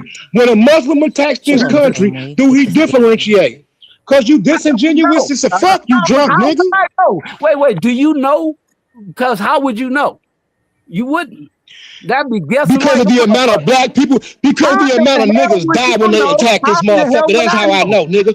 Because the amount of niggas die when they attack this motherfucker. Because the amount of niggas die. Because the amount of niggas die when they attack this motherfucker. When 9/11 happened, Jews got a warning, nigga. I don't. Hey, look, when it's time to blow some shit up, it's time to blow some shit up. Whether you in the hood, that shit sound. That's delusions of grandeur coupled with a God complex, man. It's time to blow shit up. What you call it? Casualties of war. Hey, young men, gentlemen, stay strapped and get clapped, man. Don't listen to these old niggas, man. They past their prime. Past my prime. I'm not an old niggas past his prime. But look, I'm gonna get off of here because I offended your president. I'm sorry. My bad. You still throwing slick shots though, you know. But a Muslim took your son under his wing like Bakabazi. The fuck? Wow. There's never a dull moment here, Shabaka. Every time they can't. Every time they come with an argument and you provide them with truth, they instantly insult. Oh, you back Trump. Oh, you MAGA, man. Fuck Trump and fuck MAGA, man. We ain't got no dog in this fight. We only got us. We all we got. Cause I get the same I approve of that message right there, Joe. Oh, you must be a dumpster supporter. Or you must support Trump. No, I support the truth. And what he said, man, that's their only defense mechanism. Oh, your president, nigga, your president too, nigga. Leave the country and see how it happened to you. Right. Don't ever want to do that, Black Joe. Man, Just don't insult me saying I'm a Trump thumper. Do your research on Trump. His family more intelligent than anybody in your bloodline. His people created the radar system for World War II. I bet you didn't know that. Why everybody insult Trump intelligence, nigga. His uncle Trump was part of the CIA, created all kind of radar and stuff, man. He owed money. Get with the times, man. Big time. Get out your emotions and start using logic. Right. Start watching DNC news. Man, Trump a Trojan horse. I said it like this. Look, through prophecy, they say the Antichrist will receive a head wound and all that BS, right? No, yeah. Trump was the beast that received the head wound. That's gonna. He was the trigger that received the head wound. That's ushering in the beast system of the digital this and all that other BS. He's ushering it in, but he's not that person. Might be Kushner, might be his son-in-law. Yeah, it might be. Now hold on. Now hold on, Joe. You brought something up good right there, man. You just brought back a memory. Okay, when they had to rebuild LA project, right? Okay, for 1992. Okay, it was the Kushner group who was going out there buying all that land, man, out there in Leimert Park, and let me see, what's that damn place over there, man? Near the We got a hard stop at 3 hours. Okay, all right, okay, so we're gonna start our closing arguments. We're just gonna any points that we didn't cover, we'll cover it on the next episode of Shabaka'S Blacc Experience Enhanced, which will be next Tuesday. Cover it on Frontline Black News, so just stick around. Okay, it'll be covered on Frontline Black News. But give your closing. Okay, you're gonna. Okay, all right, so we want to thank everybody, that came here on Shabaka'S Blacc Experience Enhanced of Season 11, Episode 30, in conjunction with Frontline Black News. We thank everybody and what have you. And then it's never a dull moment here. To quote the words of Phil Donahue, it's not so much that we endorse anybody what they're saying. The only thing we guarantee is provocative conversation, and boy, do we have a lot of it right here. You know what I'm saying? So therefore, shoot out the link, Brother Pass, to support Shabaka'S Blacc Experience Enhanced, and we thank all our contributors. The link is in the description. Yes, sir. Okay. And definitely check out and like the Shabaka'S Blacc Experience Enhanced Facebook page, Shabaka'S Blacc Experience Enhanced in conjunction with Frontline Black News. Definitely check out our hashtag Resurrection of the Mental Dead, because you got a whole lot of brain dead motherfuckers out here, boy. I'm telling you. Right. You ain't saying nothing but a word to Black Joe, man. Just say, and so we are definitely in the end times. I don't care what nobody's faith is. That's between you and God. You know what I'm saying? Church. And then, hey, what's up, Biggie 5423? Salute. Oh, Big E. Salute. Stick around, Big E. Yeah. We're back with Frontline Black News. So. We're about to wrap this thing up here, but join us in about 30 minutes for Frontline Black News. Yeah, and I got to go sit at my lunch counter and beg for a cup of coffee. But fortunately, Black Joe, I own the lunch counter, so I ain't got to worry about nobody pissing no shit in that goddamn Black Joe. Before this 3 hour hit, Black America, let me say something to you. Emotions have gotten us nowhere over the last 50 years. Use your reasoning and deduction skills. Them same skills that you can peep 12 with, use them to peep the BS, man. Right. Use your critical thinking skills. Think it's not a label yet. Yeah, and we came a long way, but we still got a long way to go. So like I said, we deal with the Black experience from the beginning of time until 10 minutes ago. And the last 10 minutes, folks, was dynamic. Yes, it was. All right. So I'm signing off from Sin City, and put them ponies in the bar at the top of the AFC West, and keep them down Gators in the bottom of the hole of the ship where they belong. Sir. I'm going to say it here again. Raiders here in Las Vegas, do one or two things, please. change your fucking name or get the hell out of town. Situational awareness, everybody. Right. Yes, sir. Keep your head on a swivel. Keep them power tools, and never let Yes, something knock you off your square.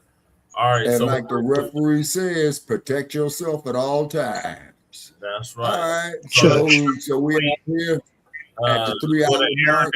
What's the air date, Shabaka? The air date of this episode is April 7th, 2026. For all you motherfuckers up there in the future in 2100, when you look back at this shit, we telling you what was going on in this motherfucker at the time that it did. You know what I'm saying? Hard stop. Stick around. Don't go too far because we're going live again For in sure. like 30 minutes. For sure. I'm around, man. I'm woke, man. I'm finna twist me up one. Okay. I ain't mad at you, man. I quit smoking, man. You know what I'm saying? But hear me out. We off the air. We off the air. No, we still on the air. So let me close this we out. still and then on we can air. top it up after that. So this is going to complete season 11, episode 30 of Shabaka'S Blacc Experience Enhanced in conjunction with the Frontline Black News.